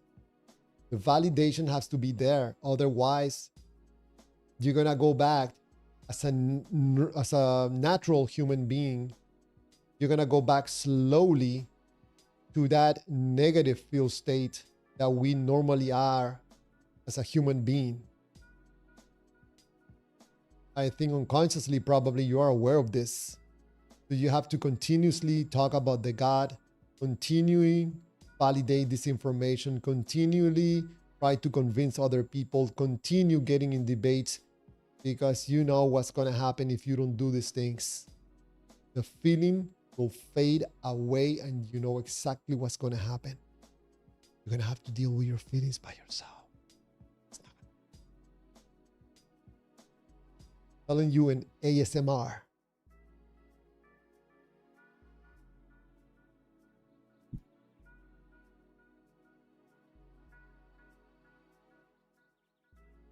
David Martinez, divine, I have to live in reality, not some what if. What if, David Martinez, is God is real? What if he's really gonna judge you? What if there's nothing there? What if it's Julum waiting for us? What if it's Allah? What if? Come on, give me your bets. Are you betting on red, betting on black? Which is it gonna be? Bets are open, come on.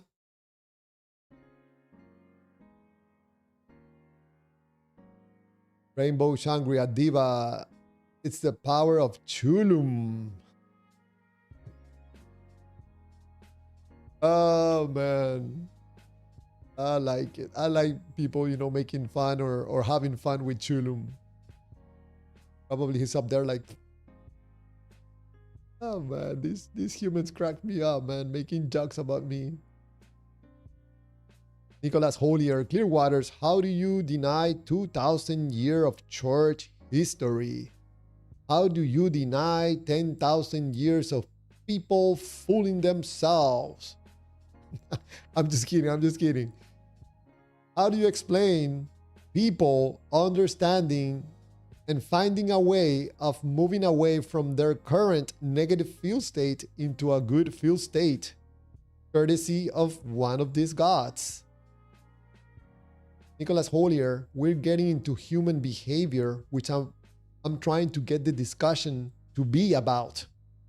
But for some people, this is about God. I'm not talking about God. I'm talking about you and me. 2,000 years and look at the world right now, Nicholas Holier. The gods are not coming to save us. The gods are not making this world a better place. This is something that we have to get ourselves out of the ignorant states that we are currently at and take action in proper ways to make our lives better. Through honesty, to transparency, to having more decency.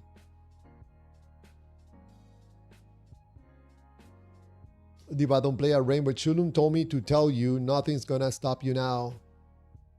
Diva, don't play rainbow. I would not listen to anybody that is supposed giving you message from Chulum, because Chulum doesn't interact with humanity. That's the only thing I know about Chulum.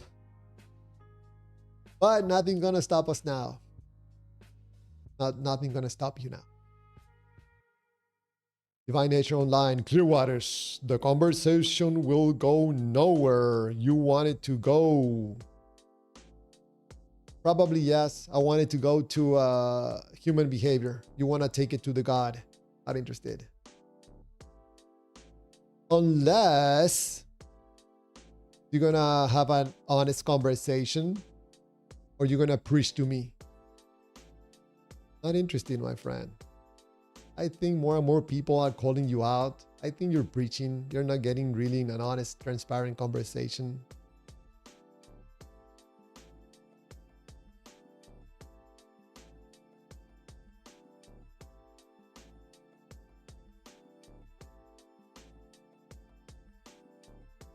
Oh man, where did I go? He's jumping around.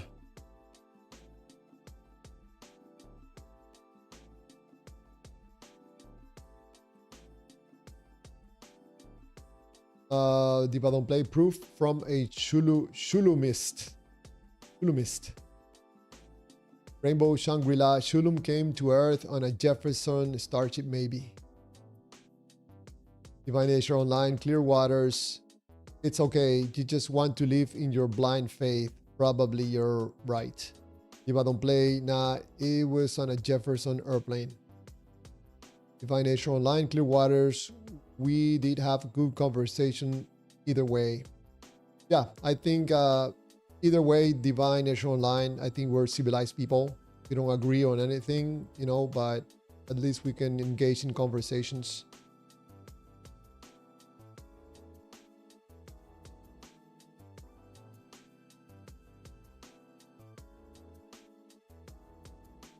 Rainbow Shangri-La. I might call in sometime, not tonight because I'm of my migraine, but first night that I'm feeling well enough to, I will definitely consider, although my anxiety is bad on phone.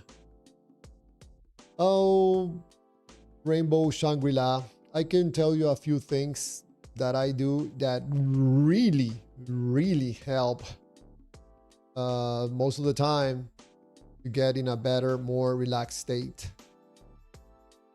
I know that when people call, or even myself, when I call some other people on their live streams, I get anxious also.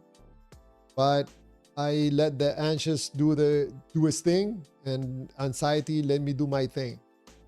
I don't try to fight it. I just take a deep breath, relax, and do what I gotta do. David Martinez, Chulum came from the same place as all other gods and imagination. Probably.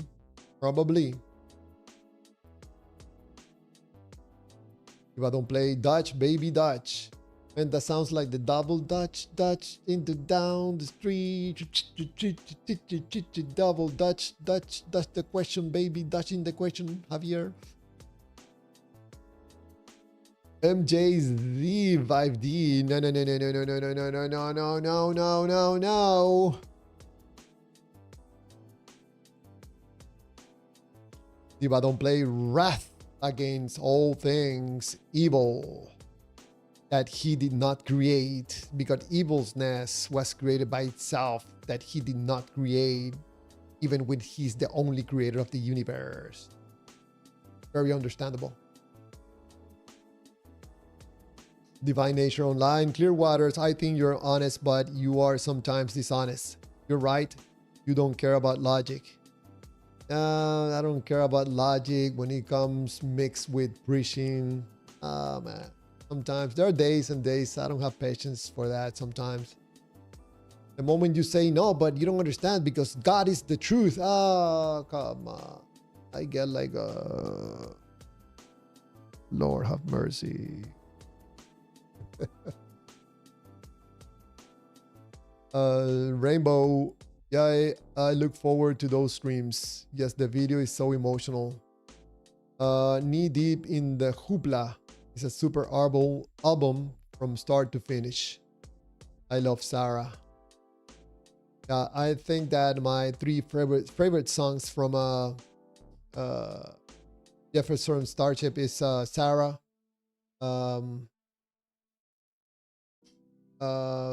What's the other one? We build this city. I know it's a stupid song, but I like it. And the other one, Nothing's Gonna Stop Us Now. I really like those songs. Those have to be on my playlist.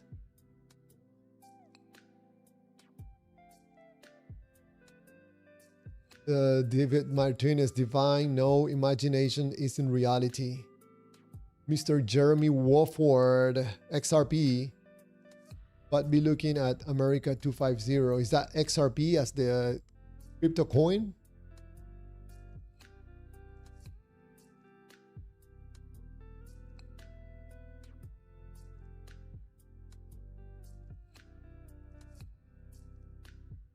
Rainbow Shangri-La, I don't know why, but I picture Shulum look like a fussy, colorful monster from the 80s computer game Number Munchers.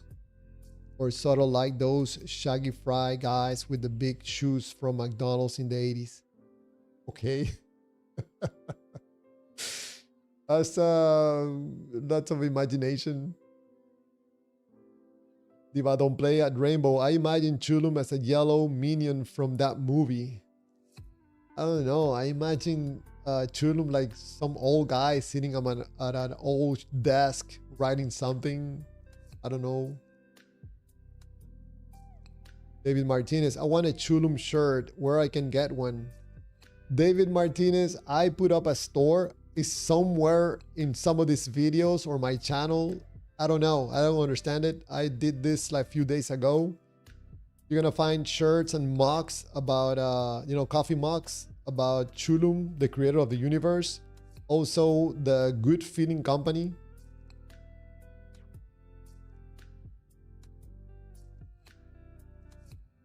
It started as a joke, recommendation from someone like, Javier, can you do like some shirts about Chulum? I'm like, man, shirts about Chulum? Who's gonna buy those shirts? About the Feel Good Company. People are gonna buy those. Oh, let's do it, man. And there you have it. The Clearwater store. Oh, man. Who's on the Discord? You can call in and have a conversation if you want. I normally don't read the messages on Discord when I'm on live. All right. Where are we? Yeah, David Martinez. Somewhere in this channel, there's a store. If I don't play, I want Chulum's book, so I can get real understanding. Yeah. I don't know. Maybe I can come up with one. Make up one. Someone can make up with the Bible. I can make up with Chulum's book. I don't think I would not do that. David Martinez, I want a Chulum shirt. When I can get one. Okay, I just said that on the store. I don't know if it's on this video, somewhere on this video, or in my channel. Rainbow Shangri-La. Chulum is modern times, Diva. He just uses these live streams. This is a sophisticated God, Chulum. He uses technology.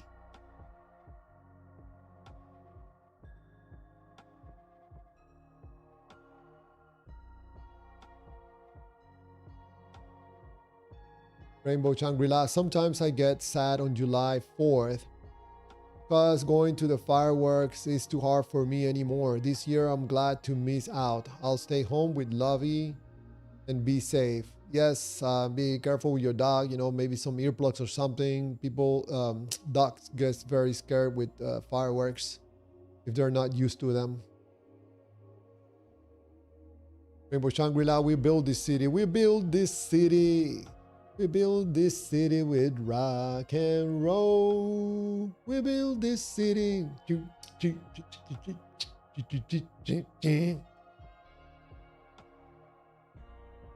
If I don't play, the best song by far in the 80s was Michael Jackson's Billie Jean. Oh man, Michael Jackson. I don't go to the movies, but I gotta watch that Michael Jackson movie. It looks awesome. I want to watch it.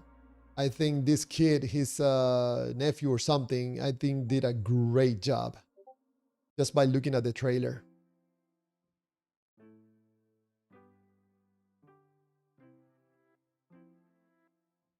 Jeremy Warford, When Doves Cry. Rainbow Shangri-La, Human Nature is the best song of Thriller. That is a better album than Thriller, sorry. Antomax, yeah. Well, my Chulum is wearing a Led Zeppelin shirt and head banging because I like rock and like Chulum to rock too. Okay. Yeah, make a rock Chulum shirt. Tomek, you're giving me ideas. Out of Babylon, I ask again, how was the shirt you have on made? Was it spontaneous or was it planned or thought out? It was made and designed by another person and probably, I don't know, built by a machine or someone.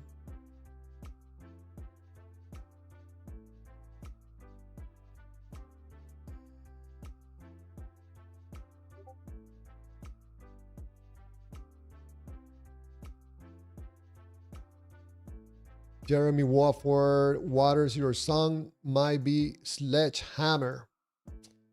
Man, Sledgehammer, if I'm the same song that I'm thinking about, the video is also very creative. Sledgehammer, yeah, I think we're talking about the same song. It's just with the music in the background, it's a little bit hard for me to think about songs. Kim David, Clearwaters used to be so much more meaner. You have turned out a new leaf. Would you consider changing your name to Sweetwaters? And that's going to be another addition to the list of names. Murky Waters, Stinky Waters, of course, Clear Waters, also Old Waters. Now Sweet Waters? Are you sure?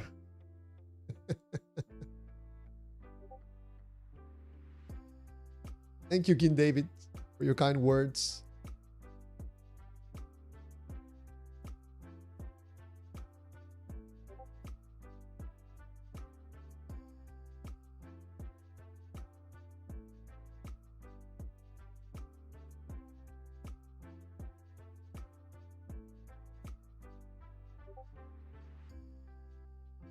Oh, I'm planning on ending this live stream at 3 hours because probably I couldn't get some good sleep tonight.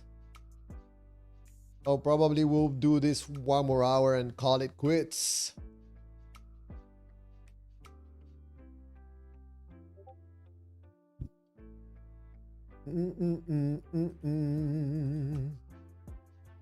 Let's flip through this presentation. For anybody that is interested in what I'm proposing about human behavior.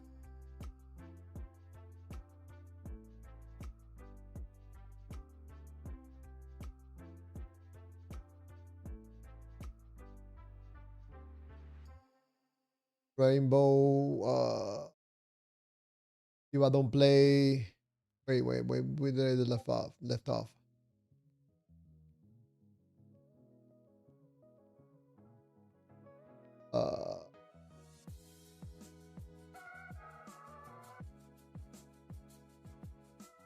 King David, Rainbow, you're high.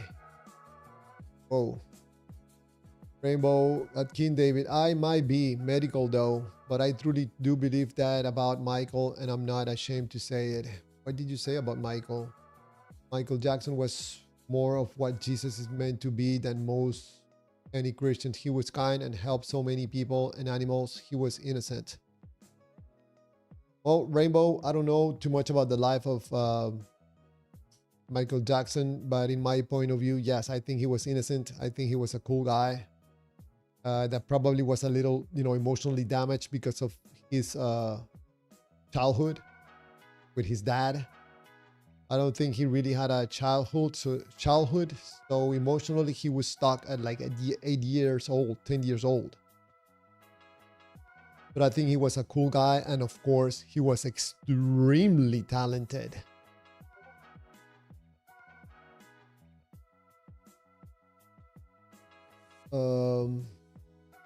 Out of Babylon, the very idea of a shirt had Ryu exist before the machine to be made to create one. Point is, nothing is made without it first being a thought. Okay, I have to agree with you. Out of Babylon. If I don't play, sadly, Michael Jackson was a Jehovah's Witness. Sadly, hopefully before he died, he became a born-again Christian. Otherwise, he's hellfire right now. Ah, Diva don't play. Wow. I think, I don't know if there's life after death, man. I don't know. Probably Michael Jackson is doing some divine concerts, entertaining divine people right now. Doing the divine moonwalk.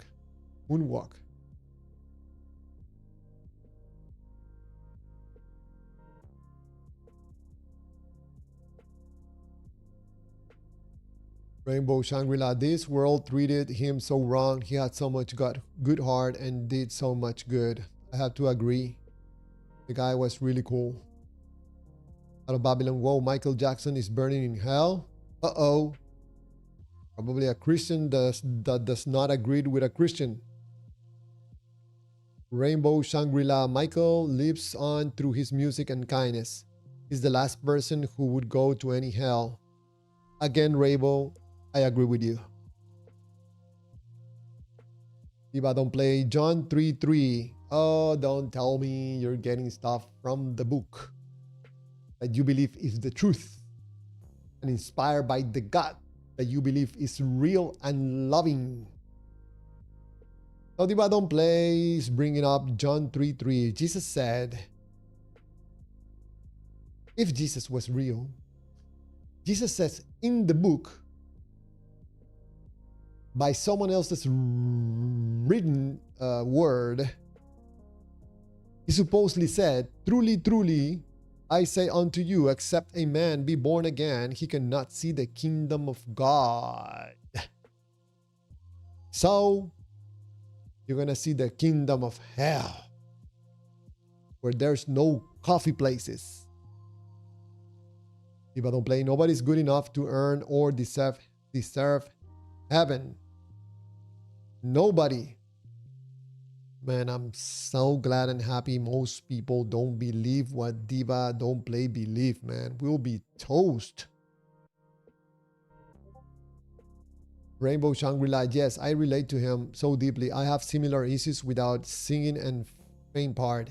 His song Childhood is worth the listen. Heartbreaking.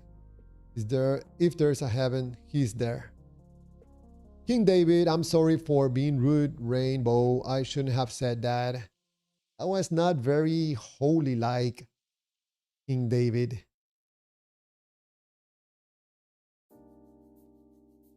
So I'm sorry being rude, Rainbow. I shouldn't have said that. I apologize. And it's not my place to say what happens to anyone. I'm gonna bring up that thing that says there that good feelings in relates to a God doesn't mean that what you do, especially to other people, doesn't mean that it's good. But I think King David is gentleman enough, man enough to apologize and recognize that what he did and said, I'm sorry, said, was not very holy-like. I'm gonna mute the Discord for people that are shouting on the Discord right now. The conversation is on here right now on the YouTube live stream. Rainbow Shangri-La, King David, I appreciate that and accept your apology. Wow, that's very kind of you, Rainbow. Rainbow also writes, Javier, have you seen the music video for Earth Song? I think the Earth Song is the one that he did in Brazil with the drums and the people in the favelas. Is that it?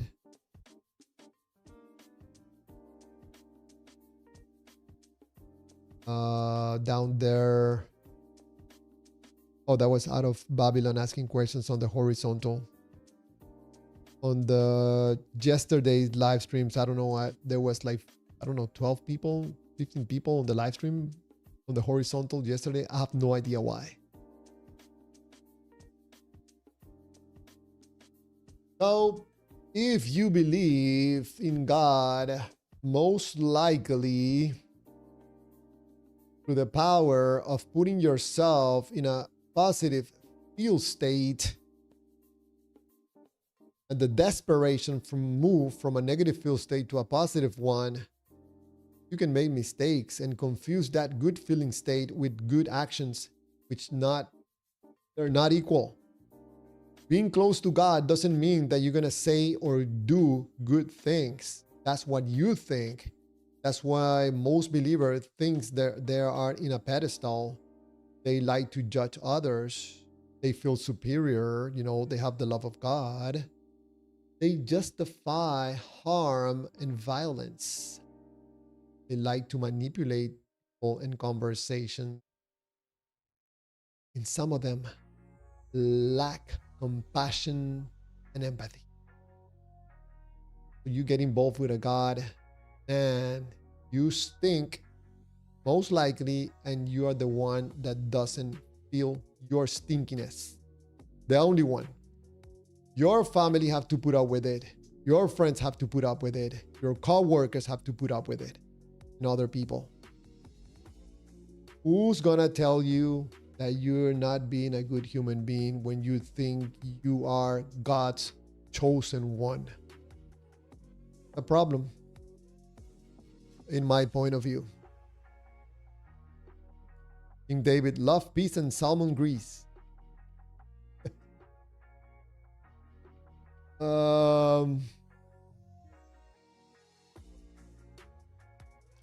If I don't play a rainbow, where or how is you're getting this definite information of who or how people actually get into the real heaven? What are the actual requirements? Rainbow, are you sure you want to get into that when I play the salvation game? Rainbow Shangri, that is, they don't care about us. They don't care about us. They don't care about us. Man, that Michael Jackson, man, those vocals, he would scream, but in a way that he's singing without hurting his vocal cords. I call that talent. Singing that They Don't Care About Us song. I have to listen to this Earth song. I have heard of, I think, all of Michael Jackson's songs, so I have to listen to this Earth song. Earth song. I'm just putting it here so I can listen to it after the live stream, because if I put that song on the live stream, I'm gonna get flagged immediately.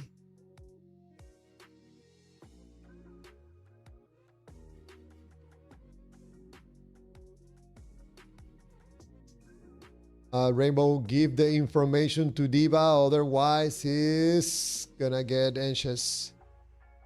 Rainbow at Diva, if there is a heaven, then kindness is the key to Shangri-La. King David, believers should be moved by faith to do good works. Good works without faith are like dirty rags to God, and that is biblical. And that is also problematic. I do good things without a God. People who do good things because there's a God, I don't think you're a good person.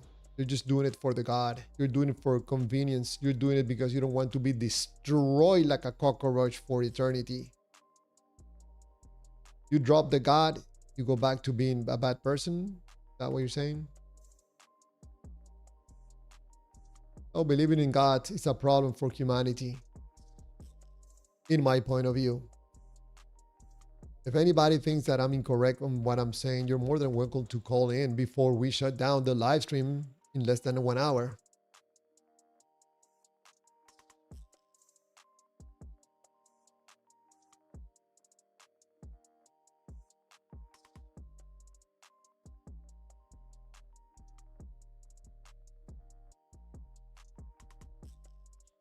Diva, don't play at Rainbow. How much kindness precisely is required to get in?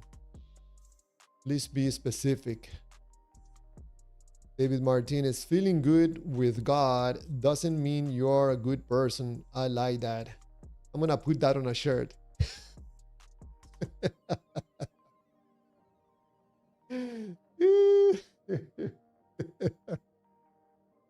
Feeling good with God doesn't mean you're a good person. I like that. Thank you, David Martinez. I'm taking notes. Yeah, I know. I think it's very accurate in lots of cases.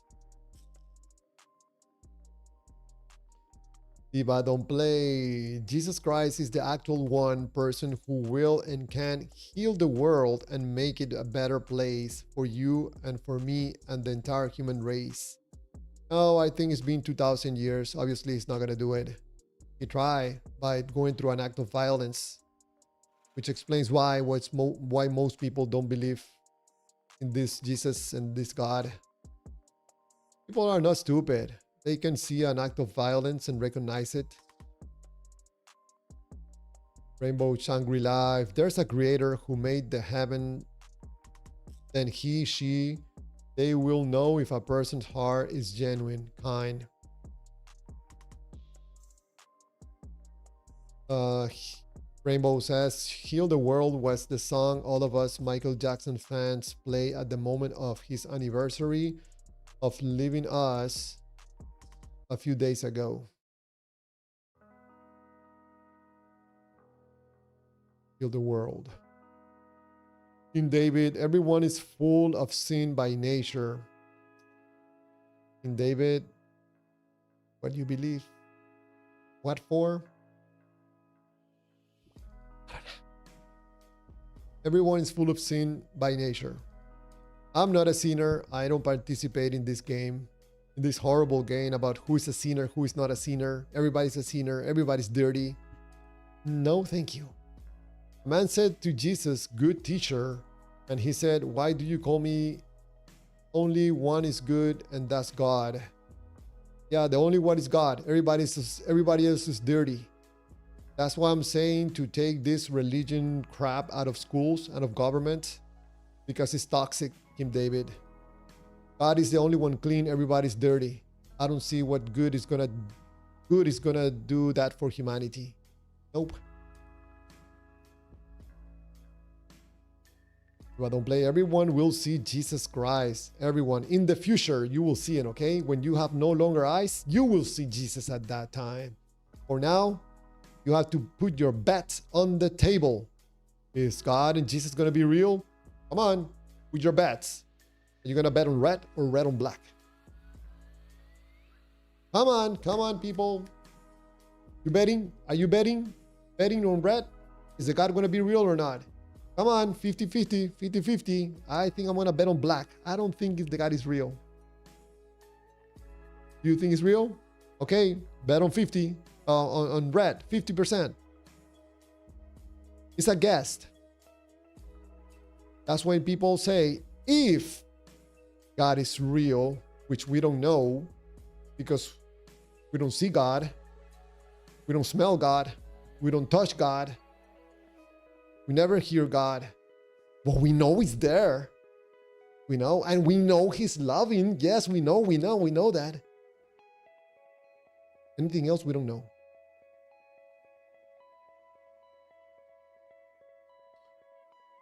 Diva, don't play. 3 things are certain in this life: death, taxes, and Jesus Christ.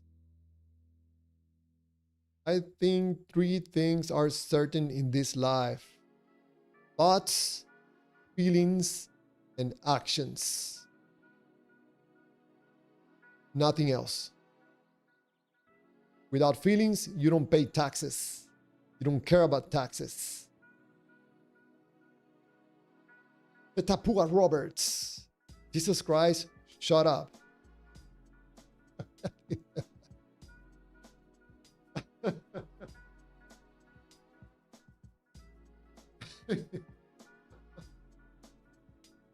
Oh man. The Tapua Roberts. Diva Don't Play was so romantic about God and Jesus. You know, like the only 3 things. You come like, Jesus Christ, shut up. Okay, you just ruin Diva's romantic moment with God.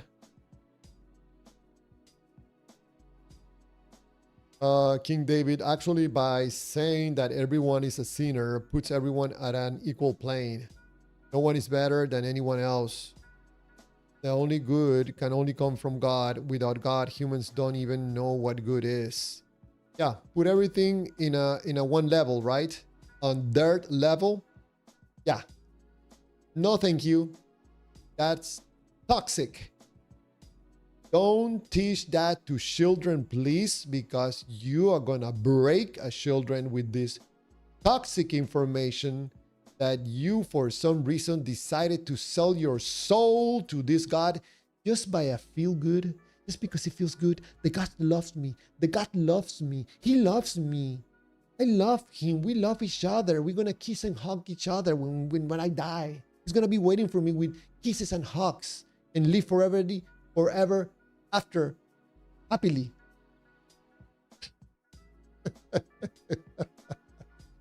And you're dirt and everybody's dirt because God is the only good and you're dirt, and you're a sinner, and you're dirt. No, man, don't tell that to children, please. Some kind of abuse, you know, ruins someone's childhood. You're a sinner. You're a little sinner, kid. Because God is the only good. No, man, take your crap information about your God and keep it to yourself. You like to feel dirty and a sinner? How about you look in the mirror and say 100 times, you're dirty, you're dirty, you're dirty, you're a sinner, you're a sinner. Tell it to yourself. Don't be telling this to anyone, especially to children. Keep it to yourself. Take it into your room. Look at the wall and look at the wall and say, I'm a sinner, I'm a sinner, I'm a sinner. God is the only good. God is the only good. God is the only good. I feel good. I feel good with God. Now, like my friend used to say, whatever tickles your pickle.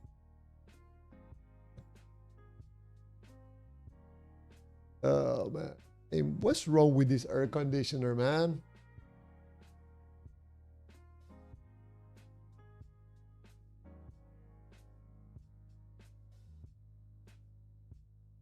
A little bit hot in here right now.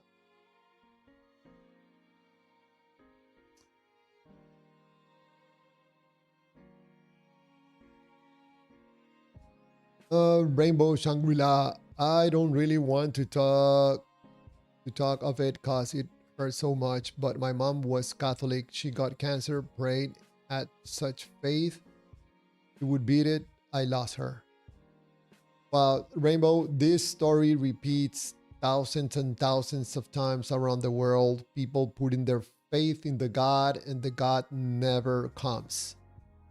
Instead of getting proper treatment, finding other ways, probably someone like Diva come like, you know, you have to pray, you have to trust God. And we lose loved ones. Diva, don't play, you gotta charge my phone. You gotta fix that phone, Diva.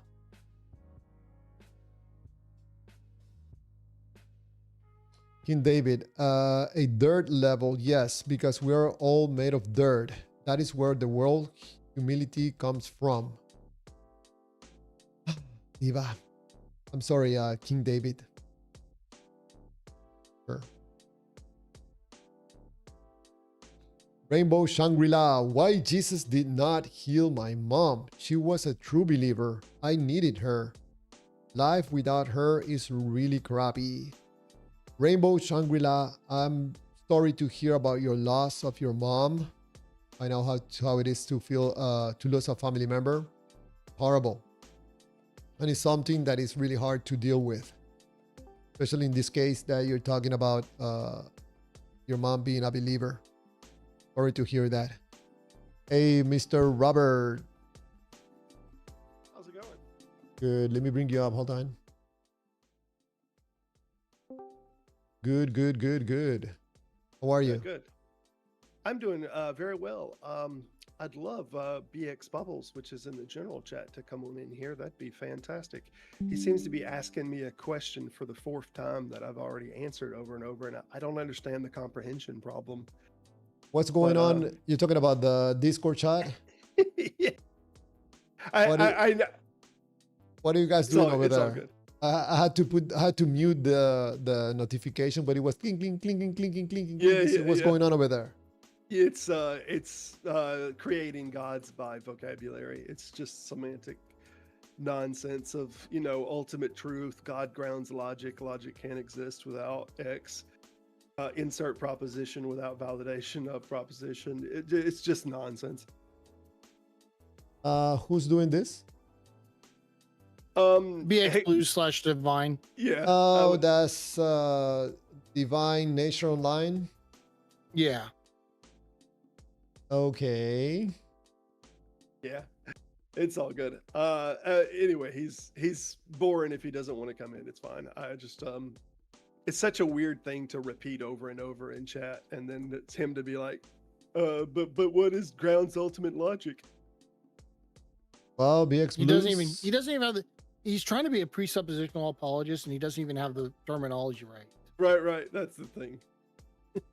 BX Blues, if you want to join on voice, you're more than welcome. Join Robert and Phantom. I have no interest in talking to him, but if Robert does, that's fine. I'm happy to.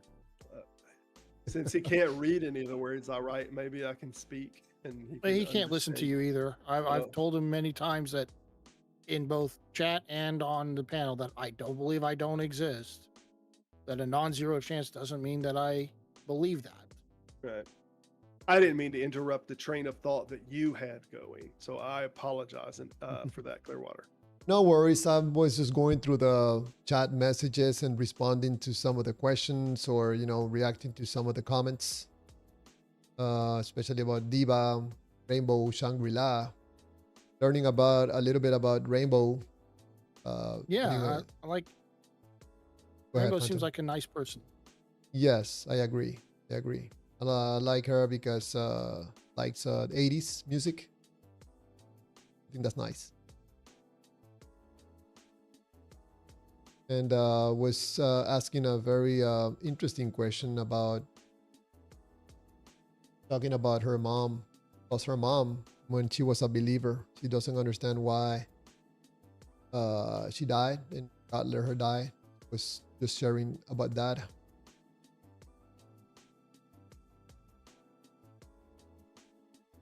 And Diva providing probably, I don't know if that would be considered good advice. No, I'm not worried about it. BX Blues, I see that Robert is inviting you to the live stream for voice conversation. You're more than welcome to join. Yeah. Probably it would be good to hear these conversations you guys were having. Probably not, the truth be told, but at least it won't be a dodging and not acting as if I'm not answering his question when I answered it yesterday. We went at this ad nauseum, and now today's he's like, why won't you answer? I don't understand the problem. I don't understand the disconnect. Like, it's not the answer he wants. Well, it's yeah. This He doesn't. I think maybe he doesn't even understand his script, and so like when you give him an answer that isn't on his script, right, he doesn't know what to do with it. But wait, at section 8, he's supposed to say this or this. Oh my gosh, he's stopping me at section 3 and say that's incoherent. I don't know. Divine Nature Online says on the chat on YouTube, hey, cannot come up now, but the proof of the outcome of our dialogue is clearly in the chat. No hard feelings, that's the person that I've been talking to is Divine Nature Online? Yes. That's the same thing. Oh, okay. All right. Well, at least he's here in the chat, at least. He wants the truth to be I don't know what, an anthropomorphized thing. Like the truth is whatever God is. Truth and God are like the same thing, man. But truth is just the quality of a statement. It's just, if I make a sentence about a pen in the front of me and I say this pen is black, if the pen is in fact black, that's true. Like that's now the quality of the statement. In the same way, if I make a sentence that has two emphasized words that have the same phonetic sound at the end, that's what makes a sentence rhyme. That just is what is a rhyming sentence. So a true statement is that a statement that says a thing that corresponds with reality. A rhyming sentence or a rhyming statement is, these are properties of a statement. So a statement is either true or it's not true in whether that statement corresponds to an actual thing in reality. It's a well-documented thing. Correspondence theory goes literally back to Plato. Like some of the greatest philosophers, the majority of philosophers, I'd say probably 80% of all philosophy goes with correspondence theory of truth. But he's like, no, but God is truth, man.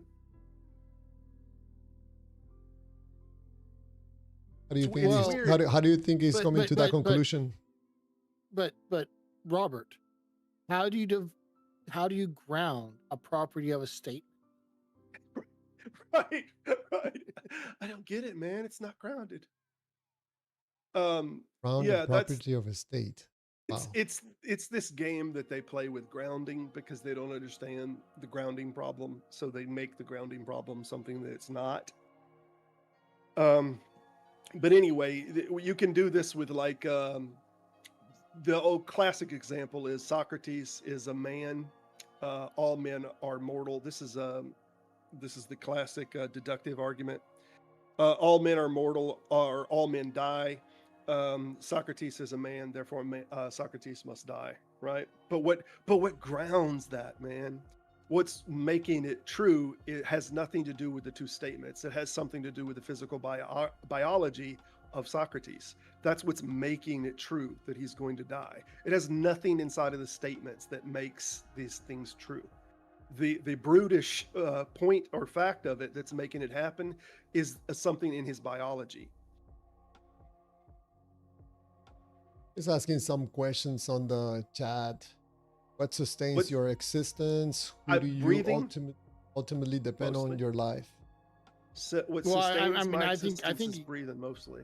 I mean, Heartbeat. I don't think he's talking about you specifically. He's trying to make a metaphysical claim, or Ah, make a, you know, what's the metaphysical grounding of all of existence? yeah, that's just a silly statement. Yeah. Isness. You didn't know about the isness? It's like ether. It's the ether of isness. You didn't know about the Phantom. You knew about the ether of isness, right? Well, I thought it was phlogiston of isness, but you do you. Okay, fair. You get I with don't know, the not phlogiston, phlogiston, because it's philosophical. Yeah. but divine Yeah. nature online comes up with some questions. Your ability to stay alive here yourself. Do you have ethics? Do I have ethics? Yeah, No. I mean he goes around with questions. I think he's questioning fix the skeptic, but we can go ahead and answer. Probably yes. Okay. Oh. Yeah. Yeah, maybe I don't know what's going on there, but yeah, no, apparently I'm not able to have ethics. Apparently I don't have a god. I have to have one of those apparently, so You didn't ground your ethics. I didn't ground it. What do you think divine nature online is trying to achieve with these conversations? Are they trying to prove God? Presuppositionalism. It's presuppositional apologetics, but he's bad faith at it. And so, Yeah, like, if you really say bad. anything that he doesn't like, or anything he can use, he's going to twist your words so and never shut up about it. But He also does a lot of these LOLs. Ha ha ha, ha, I won by default. He does this like laugh himself into, haha, you conceded. He's that kind of guy. Yeah. What do you think optimally he's trying to achieve in these conversations? Because he seems to want to engage in these conversations. The goal of the goal of also it's satisfaction that you owned someone, and also presuppositional apologetics doesn't convince anyone of anything. Ever. It just keeps you thinking, yep, I'm the one who's most right and correct. It's weird because presuppositionalism can be replaced with any proposition. Like that's why I made the claim earlier, Eric the God-eating penguin. Like everything that you're asking me in these statements, like what grounds this, like Eric the God-eating penguin is exactly as valid as your argument. There's no way that I can prove that it's Eric the God-eating penguin, but I'm just claiming that that's what grounds it, right? Mm-hmm. So logically, there's nothing. You're presupposing Eric grounds it. Right. I'm presupposing. It's just doing the same trick that they're doing, but I can do it with like the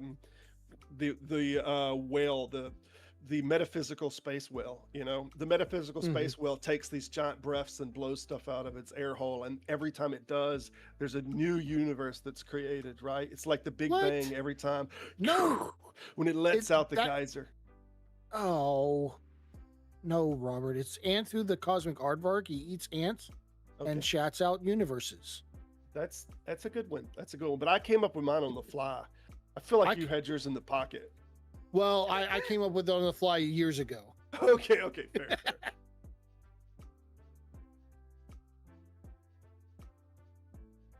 But presuppositional is definitionally begging the question. Like, and they think no, that's totally valid because like everybody has to presuppose things, man.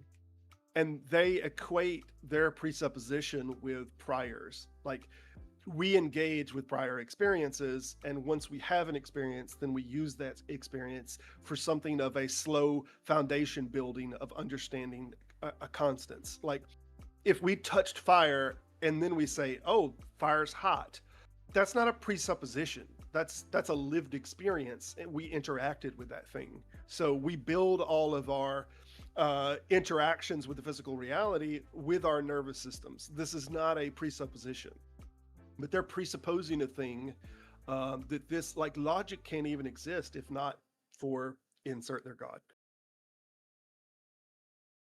Is this truly so complicated? Having these conversations about God?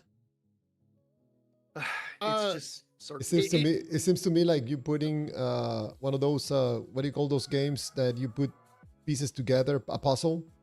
Mm-hmm. Yeah, I mean that's what presuppositionalism is trying. What they spent a long time, at least a couple generations, building this tangled web of interlocking circular logic that is hard for someone who doesn't see it all the time to untangle and not get tripped up. But it's just word games. It's all semantics in the end. Defining a thing into existence. Yeah. Like in the case of God. Yeah, it can be no other way. You know, all roads lead back to, all of the tangled webs ultimately have to lead back to, therefore God must be, and not just God, but a God of a character that is matching with. This argument generally only gets you to like what we call the philosopher's God. Like it's a God that is answering philosophical questions, but then they have to tie their character of God to that. And even if they can get the philosophical God, like, oh yes, well, therefore there must be something, and that thing must have intelligence.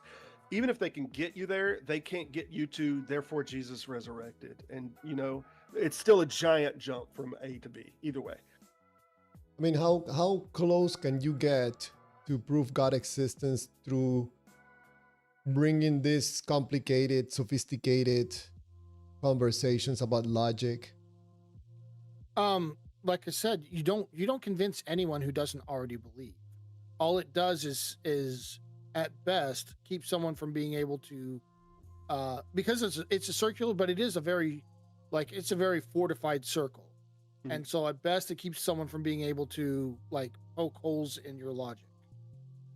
It's strange though, because logical fallacies that we've already identified for like generations in every other topic, like begging the question, like we've known this is a logical fallacy, but they like make an excuse for, but we have to do that, you know, like everyone does that. They're trying to make that not a fallacy in their particular application, but I mean it is a logical fallacy. They are definitely begging the question. Seems to me that in a way, probably people that want to get in these complicated debates, what they're trying to do probably is not prove God, but prove you wrong. They're playing to the audience more than anything else. They're trying to, because they know they're not going to convince you, because what the argument they're making doesn't really make sense. But if they can get you to trip up and run circles around anything you say or twist your words, then the audience feels like you won, and that's what they're going for. Is that why the titles, like he was destroyed by one debater destroyed the other one or ruined their careers? Yeah, probably. And when you listen to the debate, you're like, man, what was the part that he was destroyed? I never listened to that part. So I think it's in a way what you're saying, like, you know, to grab probably some views, and there's nothing really of, you know, like a good message or something that was really convincing, nothing. Yeah. Lots of times I get into these traps of, reading the thumbnail, like, his career was ruined or something like that. I listened to a debate for 20 minutes and I'm like, man, this was a total waste of time. I still See, fall for that. see what this is exactly like. You just see this in the side chat. We all have religion. Like it tries to say, oh no, we're all thinking the same way, man. It's just that mine's better than yours. And like, no, we're not. Like, we don't all have religions. We don't all have religions. It's the same thing that you seen the other day with the guy wanting to make everything anthropomorphized into a god. Money's your god. X is your god. This is your god. No, like, these are just things, man. You want to be your own God. Well, Anything. I do think there's a problem here, and presuppositionalists, it feels like, have it more than a lot of people, and that's the idea of a worldview has to be top down versus bottom up. Yeah, yeah.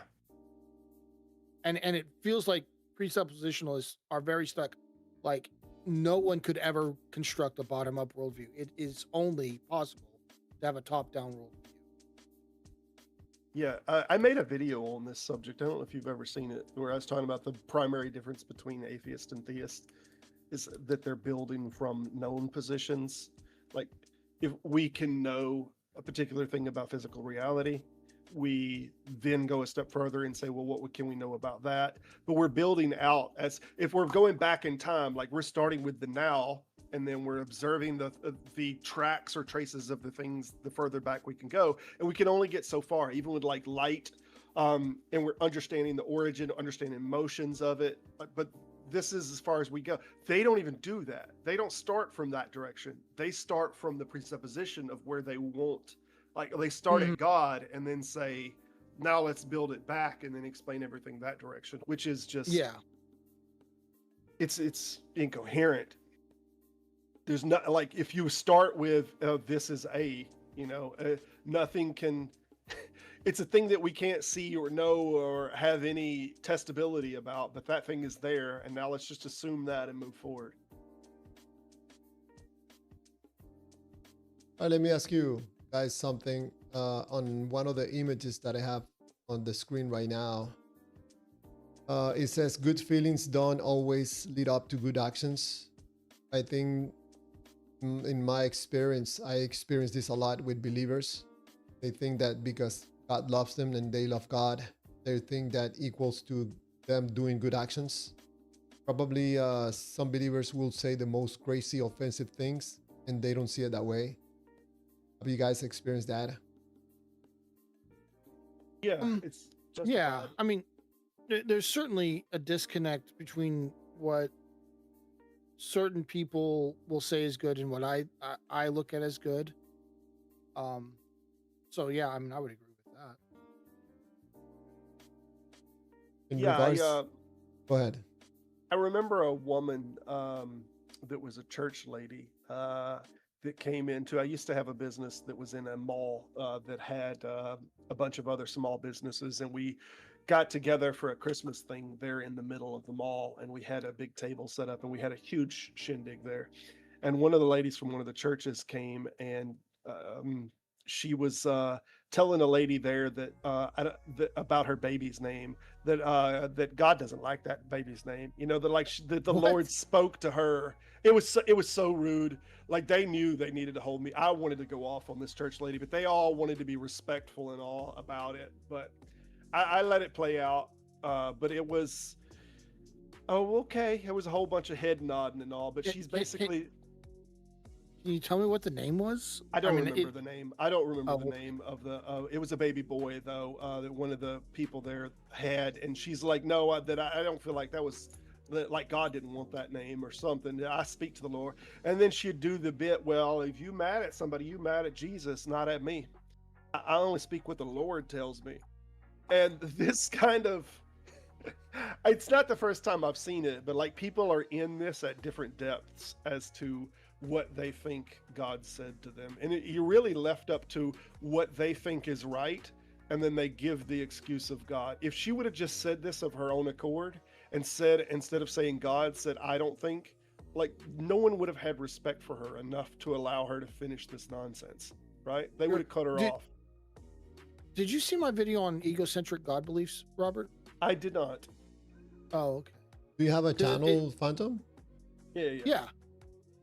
Can you share it's the same name, Phantom X? Yeah, it's just, yeah. You have it on Say YouTube. hey in the side chat at least. Oh, I can't put it on the channel because I'm not a mod. Let me look it up. I didn't know that. Put mine in there. I visit your channel. I appreciate it. What is the hold on, what is the Phantom X Games, Phantom X Wallet? Phantom X11, I think. Oh, Phantom X11, okay. Yeah. Okay. You could at least say hey in the side chat. People would have your name there, Phantom.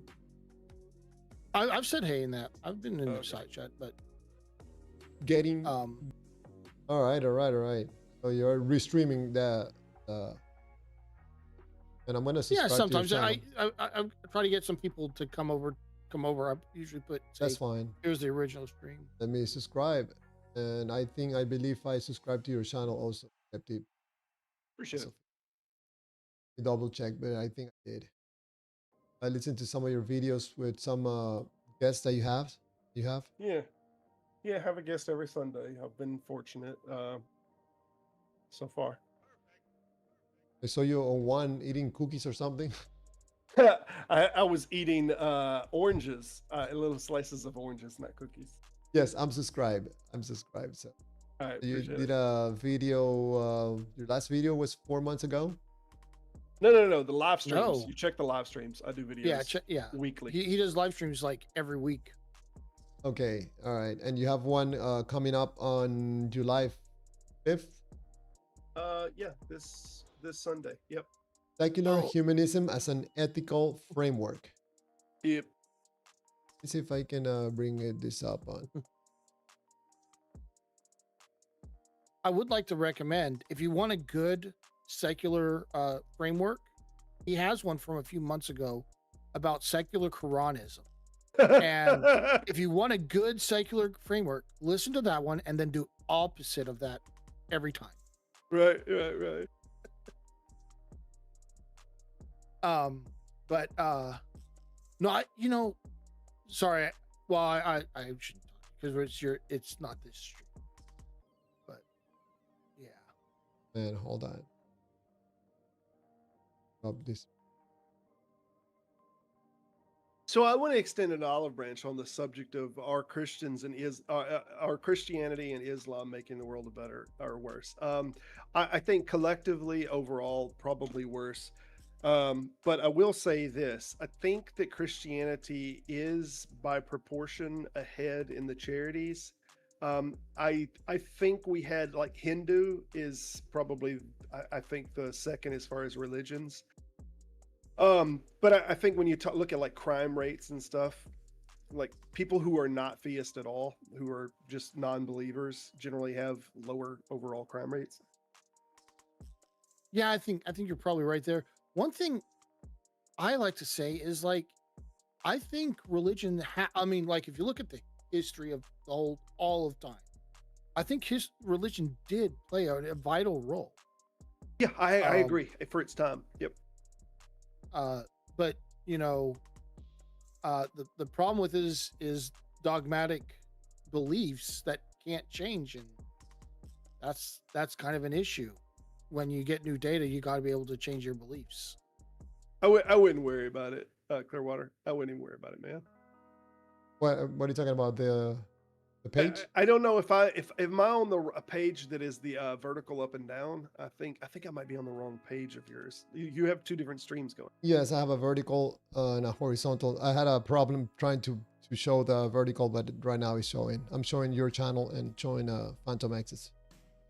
Yeah.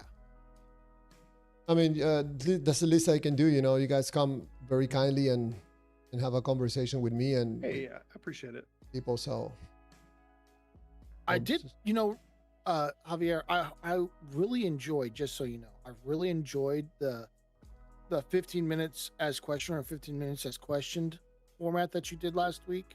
Like, I'd like to see more of that if we can get more people coming.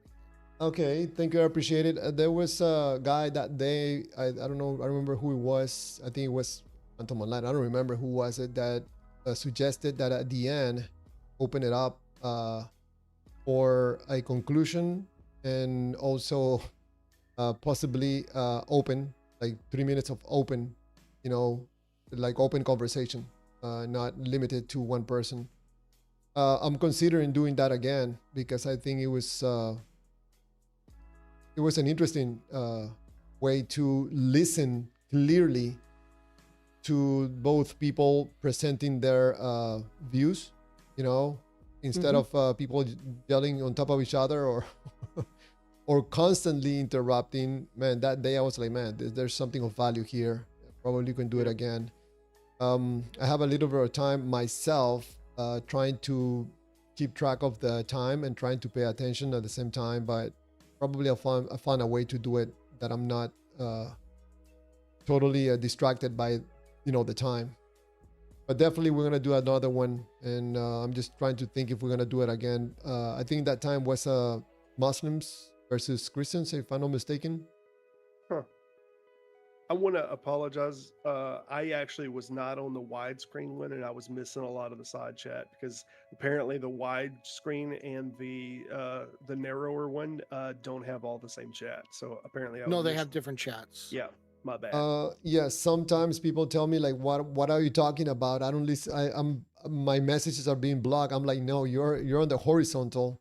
There's more people on the vertical, so I can see both streams at the same time, and I can see both chats. Sometimes I'm reading, and the person on the horizontal is like, where are these messages? So I had to explain that I'm live streaming on 2 streams. Most people are on the vertical. Something happened yesterday that most people were on the horizontal, but I think it was just the way I started the live streams yesterday, a totally different way. Yeah. I seen the comment over here. You don't need God to feel superior. No, that's true, but it definitely helps. It definitely helps if you feel like the whole world was made just for you in mind, and like the stars were put there just for you to look at them, and that you can telepathically communicate with the creator of the universe, and he talks back to you because everything's made for you. It really helps. I think that this I'm trying to bring awareness that when you believe in a God, in the case of Muslims or Christians, I mean, you're sitting on a fake reality. You're feeling on a drunken feeling, and you're looking at life through this fake feeling about a God that can make you say and do things that you think that you're being good when you're not. I think I always remember one of my family members' advice: Javier, be careful whoever you ever see walking with a Bible under his arm. Step away. And I think in my case, that's absolutely very accurate, because I would, in my experience, that have been most of the most hypocrite people walking around with a Bible under their arms. yeah, I would say not just a Bible though, really any articles of faith, as if they're divinely inspired. So I wouldn't pay any particular close attention to the Bible. I think we tend to live in America, so this is the interlocutors that we normally engage with. But let's not forget, that's not the majority in many countries that are doing the exact same beat with a very different book. So what do you think about having if I get in a debate and someone is telling me about their God and I'm talking about their feelings? What kind of debate do you think that could be? I don't know, man. So instead of proving no God, I'm going to prove to you that how you end up believing in a God. Yeah.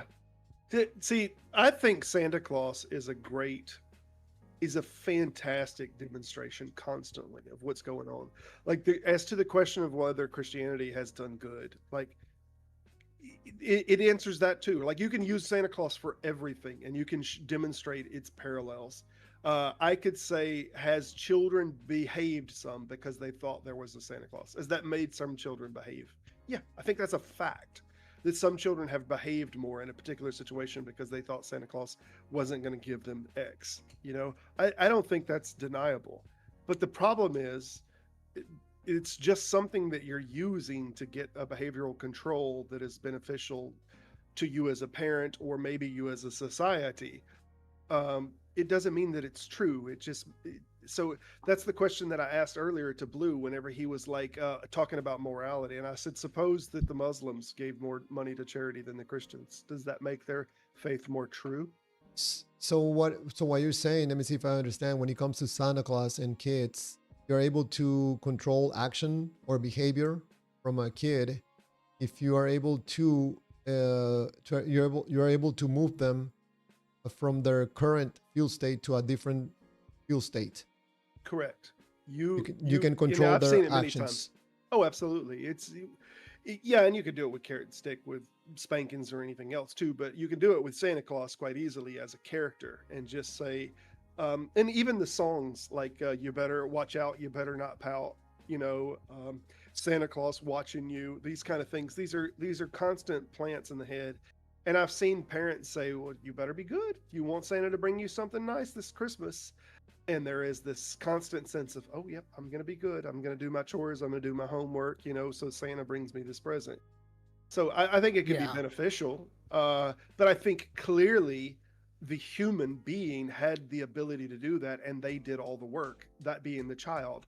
And the same thing is the case with an adult.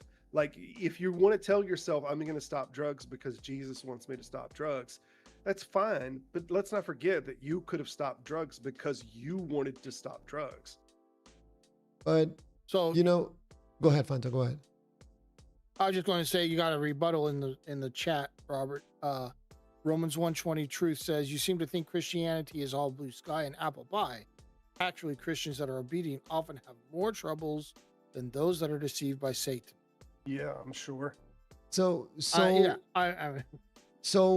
In the case of Santa Claus, apparently parents know that they can manipulate their children into behaving a certain way by move them from one state to another, right? Using some data. Mm-hmm. And this data has value for their kids. So why would a human being, adult, don't understand the same thing with Jesus? They don't want to. Yeah. Yeah, I mean, the thing is, just like we at a small level can have that era of influence over children, you can do the same thing with a government and religion. This is why, what was it, Napoleon that said religion is for the masses. It's a great tool to control and keep order. It's weird, if you've ever read, in a very interesting book to read, is King James has a book on the right to free monarchy, and he goes on at length about how it's God's given divine right for him to rule and be in a monarchy. And he said that monarchy is the government that most resembles divinity, and so forth and so on. This is something that, if you can convince people that, like, God wants you to not rebel against me, to rebel against me is to rebel against God. That's one of his sayings in the book. If you can convince people of that, like, you have complete control over them. And religions have been used for generations in this way, that they're a control factor. And it turns out, if you just educate people and give them money or enough that they can sustain themselves, you give them opportunities, you don't need all the religious control, So in the case of the kid that believes in Santa, what about if he wants to engage in a conversation with you that Santa is real? Would you get into a conversation and prove to him that Santa is not real? Yeah, that's a very poignant question, and I've asked it myself. I got out of this game for a long time. I decided that it's best, like, if people need the crutch, leave them alone, let them have it. And I was of that opinion for many years. Like, I deconverted like 20 years ago, and I talked about the subject for about a year. Yeah, I talked for the subject about a year, and then I got out of it, and I was like, let people believe what they want to believe. If they need that, that's what they need. But the problem is, they won't stop. And it is a constant push into our government, into laws, and now I think the camel that broke the or the straw that broke the camel's back is in a public school. My daughter was led in prayer by her teacher in a public classroom, and this is something that they will not stop. They feel like they have the divine right to violate your constitutional rights and everything else. And I feel like someone has to stand up and start pushing back. And now I'm in it all the way. And as far as people's feelings now, if it hurts their feelings, I don't care. We have to get this stuff out of government. We have to get it out of school systems. They pick on young, credulous children that don't know any. This is constantly their target, to go after children in schools and try to circumvent the parents to go after kids. I think it's predatory in nature. I think it's horrific. So you would not get in a conversation with a kid about trying to prove to him that, or her, that Santa Claus is not real, because They'll probably grow up. yeah, and you know that this is probably something to do with emotions. It's very much something to do with emotions, but this is something that I remember. I seen Richard Dawkins was hit with the same kind of question before, and he said, the problem is with Santa Claus is kids eventually grow out of it. It's not the case with adults. It's not the case with the religion thing. Uh, They don't grow out of it. So will fix itself in time. You just leave the Santa Claus thing alone.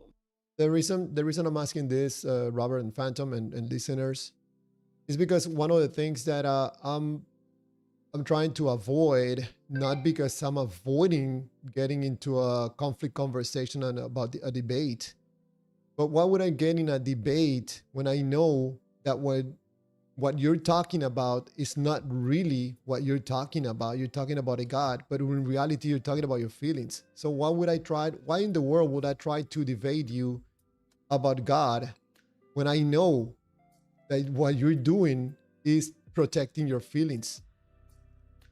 You Yeah, don't some want to people. go, the person doesn't want to go back ever to that negative feel state, and they're going to do everything they can to continue being on a positive feel state. Yeah. Do you think that that's visually seeable from other people that watch the debate sometimes? When someone is doing this and they're doubling down just because they want to keep this, it's like a child. If you could imagine arguing with a child about Santa Claus, and then, but I know Santa Claus is real. Do you think, even if you're not convincing the person that you're talking to, that onlookers see this and understand what's going on sometimes?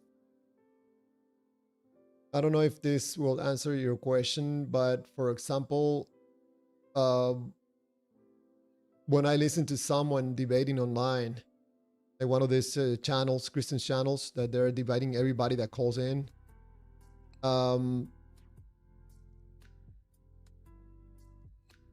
it seems to me that if I try to, or anybody tries to engage in a conversation supposedly about God and if God exists or not, or the proof, the evidence, all the plenty of evidence, if I engaged in this type of conversation, I'm contributing to a problem. I tell the person, okay, how do you feel about this God, first of all? If the person tells me, well, the person doesn't want to talk about their feelings because I know where this is going. I think if a person can figure it out when they talk about Santa Claus to a kid, I think they know in some level. When they hear me asking about their feelings, they don't want to talk about it. They don't want to talk about their beliefs, their feelings, how they feel about God. Because the more I ask questions, the more deeper we go into the person, and Yeah, these conversations take a total different direction. I don't know if that answers your question. a little. The point that I'm trying to make, though, I guess, is there's two different conversations that we have. If we're trying to talk to a person reasonably about the things that's going on, and we're trying to get them to see the fundamentalist problem, I don't say deconvert, because I don't want to deconvert anyone. I just want them to see the problems that are there, and maybe not be so confident and absolute certain about these positions. And Yeah. this is the only thing that I think could be gained. But this only happens on a one-on-one conversation. It's not in a debate conversation. It's not in the debate sphere. There's one person talking to another person, heart to heart, that has these conversations, and there can be movement there. In the debate category, this is not for you and them. This is for the audience to see how people are engaging with this and how honest people are being and how dishonest they're being about things. So if I engage in a debate stage, I want people to see that. I want to see interlocutors that are not being intellectually honest about things and they're not being emotionally honest about things.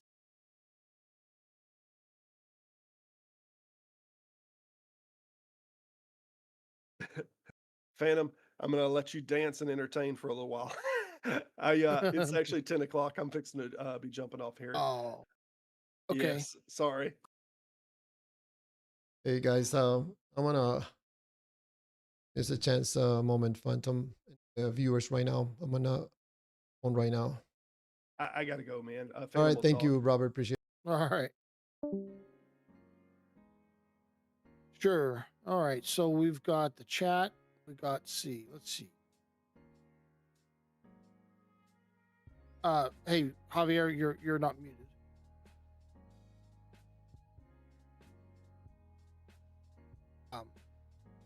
All right. So we've got outside of basic math, reading and writing, most of school. Outside of basic math, reading and writing, most of school and what you learn is useless in the real world, and we're worried about prayer in school. Well, what primary school is supposed to do is one, it's supposed to develop a basic skill set for navigating the world, the world outside of school, and so that's what the math and reading and writing is. But the other thing it's supposed to do is expose you to a variety of different subjects, because if some of those subjects interest you, you can then go on to get more technical and higher level training in those specifics. Because as humans and as a society, we thrive and excel when we specialize. But in order to do that, we need people that want to specialize in specialties. But how can you specialize in a specialty if you don't know what specialties are available or what specialties you would enjoy?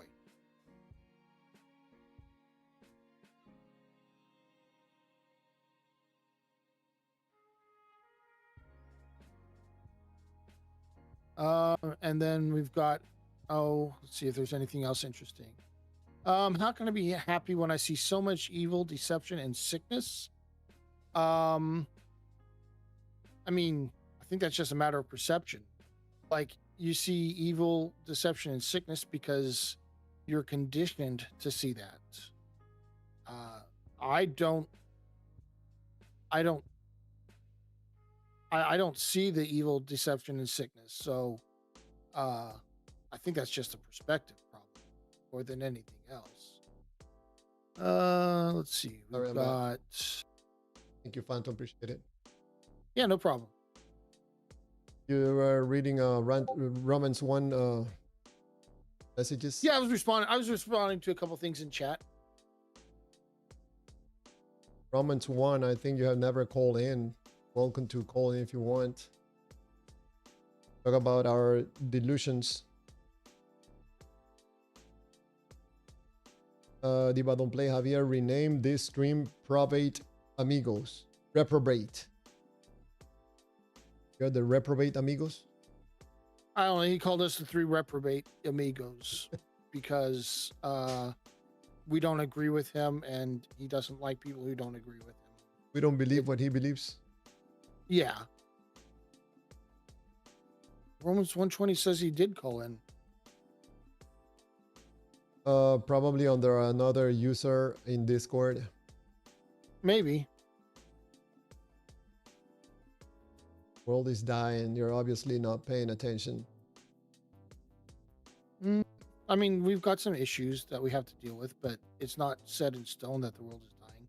The people who say it's dying the most, the ones I hear saying it the most, are the ones who have been the same group of people, current iteration of this group. I've been saying it for 2,000 years, but I don't know. We're still ticking, so I'm kind of skeptical that the world's dying this year. Same with after Jesus. 2000, huh? Same with Jesus. Just about coming. Yeah. Yeah, exactly. I mean, that's what they are. The same iteration of the current iteration of that same the same people. I don't know. I'm just a little skeptical that that's actually something we need to be worried about, because got 2,000 years of it never being something we needed to worry about. Romans 1, there's a link on the chat. You can just click it and it will take you to Discord, to a call on the Discord. Or also So, at the bottom of the screen, there's the link. didn't you have like a guy who wanted to be your co-host? What happened to him? That was Redeem. Yeah, what happened to that guy? The problem with Redeem, that he was coming and going and interrupting when he jumped in, and I had to mute him. And apparently, I don't think he liked that. But I asked him to please stop doing that, because I was talking and he will jump in and start preaching, and I'm like, man, like I'm the co-host, but the Lord, start preaching. I'm like, man, you please stop doing that. You coming in, interrupt, and I had to mute him, and I don't think he ever got back after that. Not that I remember. Okay. So Also, we've got Romans saying there's periods like the Dark Ages and French Revolution. I'm not sure, because there's also periods like the Enlightenment and the Renaissance. I don't know what the point is, pointing out that there are some bad periods in history, and also really the Dark Ages is kind of not they don't call it the Dark Ages anymore, because there was a vibrant thing. It was mostly, as I understand it anyway, it's mostly a Victorian revision to call it the Dark Ages, but that's being re-examined in modern history. Whatever happened to just a phone number? yeah. Well, I don't. I mean, that's like, welcome to the internet. It's been around for about a few decades or so, and phone numbers aren't the way you call in anymore. Yeah, it's this is set up, Romans 1, to get a call from Discord, make it extremely easy. Everything is set up right now to call in, and immediately people can hear you on the stream. If you call a number, we will have to set up everything. Not getting into that. I see it's hard to see at the bottom. It's also on the chat. It's a pin message. Yeah, I think that's what he's saying. It's at the bottom of the chat. And you have to kind of click on it to expand the message to get the link. Yeah, if you click on the pin message, it's gonna expand and it's gonna show you the Discord link.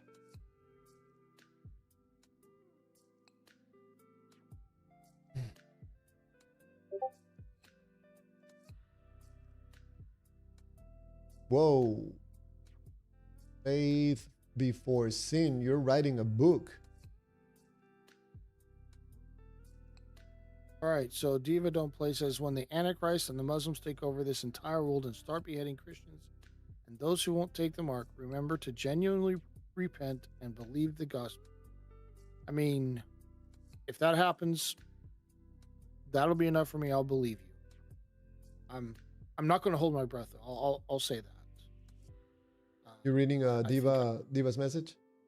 Yeah, I think maybe I can't hold my breath that long, and I'd rather keep breathing.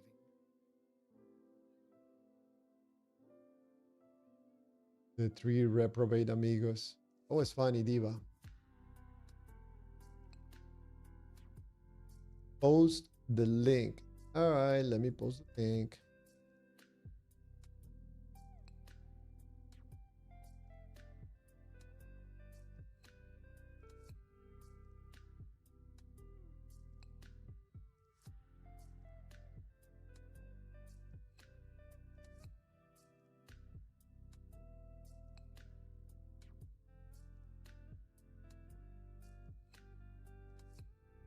All right, there it is. That's the link.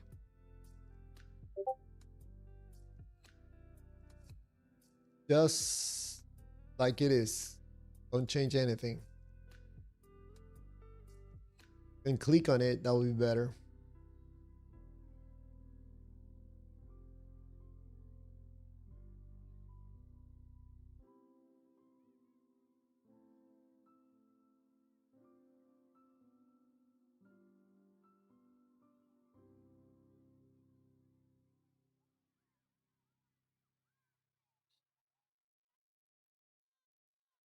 All right, all right. So, you got you have a moment to just have a personal question. You don't have to answer if you don't want to. Asking me, Phantom? Make the link longer. You can't make the link longer. It is that's the length of the link. If you add it, make it longer, it's going to not work. Yeah, we cannot change. I cannot change the link. That's the link. You can just click it. Link. Or touch it.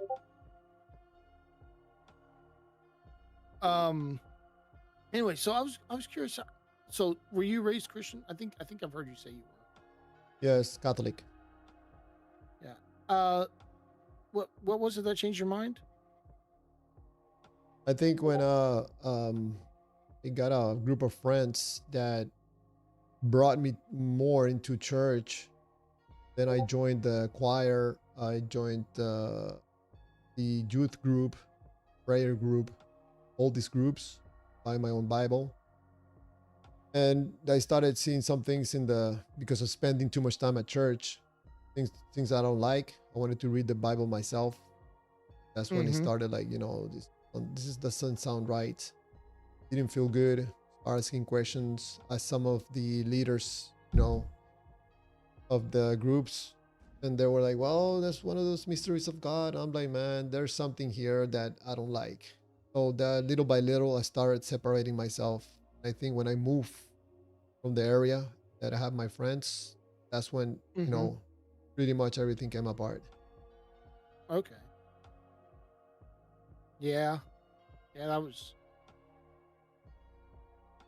one of those weird things when you start noticing things that, like, well, this doesn't make sense or that doesn't make sense. And if you ask someone, they give you an explanation, you're like, well, that explanation isn't very good. That's like a really bad explanation. I think that the line that I cross is that line when you're a believer that you're not supposed to be questioning anything. Just have faith and believe in God and everything's gonna be okay. He's the smart one. He's the one that knows. Don't try to be smart, don't try to understand everything. So that's the line that I always look from far away, like, man, don't even get close to that line. Don't start questioning God. But because my nature is I like to investigate and research and understand things, I have this little appetite to understand things. I'm like, man, I want to get close to that line and check what's on the other side. Yeah. So by asking questions and start reading by yourself, instead of people feeding you the information, you start reading those verses that I never heard at church or any of these groups. So I'm like, man, where did this come from? Where did this part come from? How do you explain the great flood and all those people dying? All the mysteries of God. I'm like, no, I'm not satisfied with that information. That broke my faith. Sure. Yeah. I hear Christians respond to that one specifically, and they just say, didn't you read? It said everyone was evil all the time. The Bible says that. And that justified murdering everyone. Well, it's not murder because God can't murder, but justified God killing everyone. They call it justice. Yeah. Divine justice. This is the twisting and twisting reality and twisting definitions. In this I'm trying to present something on the screen. Yeah, and I'm just trying to and I broke something here. I'm just trying to present the. Oh, let me. Oh, there it is. The glossary, because I want to use these words more and more on the live streams. I think I don't know. I think this information right now, people are not used to listen to this, but I want to take this information into conversations about God, because yeah, because I think we can explain things about God through this process of field states and data, actions, and value. So let me take a look. We've got data, information available to a person, field state, person's current internal experiential state, regardless of its origin. Negative field state is an internal condition experienced as unpleasant, threatening, deficient, or undesirable that assigns action guiding value to information capable of reducing, escaping, or resolving that condition. Positive field, we've got an internal condition experienced as pleasant, fulfilling, or desirable that assigns action guiding value to information capable of maintaining, enhancing, or sharing that condition. Value, the degree to which a person perceives the data is capable of changing the field state. Action, observable behavior initiated because the data acquired value. I'd have to probably, because you're using terminology I'm not like used to using, but I'd have to, like, maybe sit and mull this over a little bit. But it all sounds, on the surface, it all sounds pretty reasonable. I think that one of the things that I have to explain to ChatGPT when I was doing this is the part that the negative field state always initiates movement, coming from different degrees. And we as human beings are designed, constructed, or programmed to always be tilted to the negative field state. Yeah, I think it is. We are much more negative oriented than positive oriented as humans. Like we're more quick to assign a negative value to something than we are to positive. And I think there's reasons for that, but I believe that's pretty much a recognized phenomenon. I think it's a design or program into us, because that will always create movement. Even if we want to stand still and don't move, we're gonna always go back to, I don't know, I say negative 1%, and that will cause us to take some action into moving into a positive field state. I gave the example yesterday of looking at the wall for hours. You can look at a wall and have no feedback about anything. You're gonna go back to a negative field state. And also, when you believe in God, if you don't talk about the God, if you're not constantly doing things with the God and talking and validating, it's inevitable that you will go back to a negative state, or go to neutral first. It's gonna feel like nothing, and then you're gonna go into a negative, which you could risk it to go back to your same state that you were before without God, and people don't want that. There's another person in the Discord, Romans. Also, that's Romans. You were able to, I think so, connect. How you doing, Romans? It is not bad. Awesome. What do you think about the title of the stream, or you want to ask a question?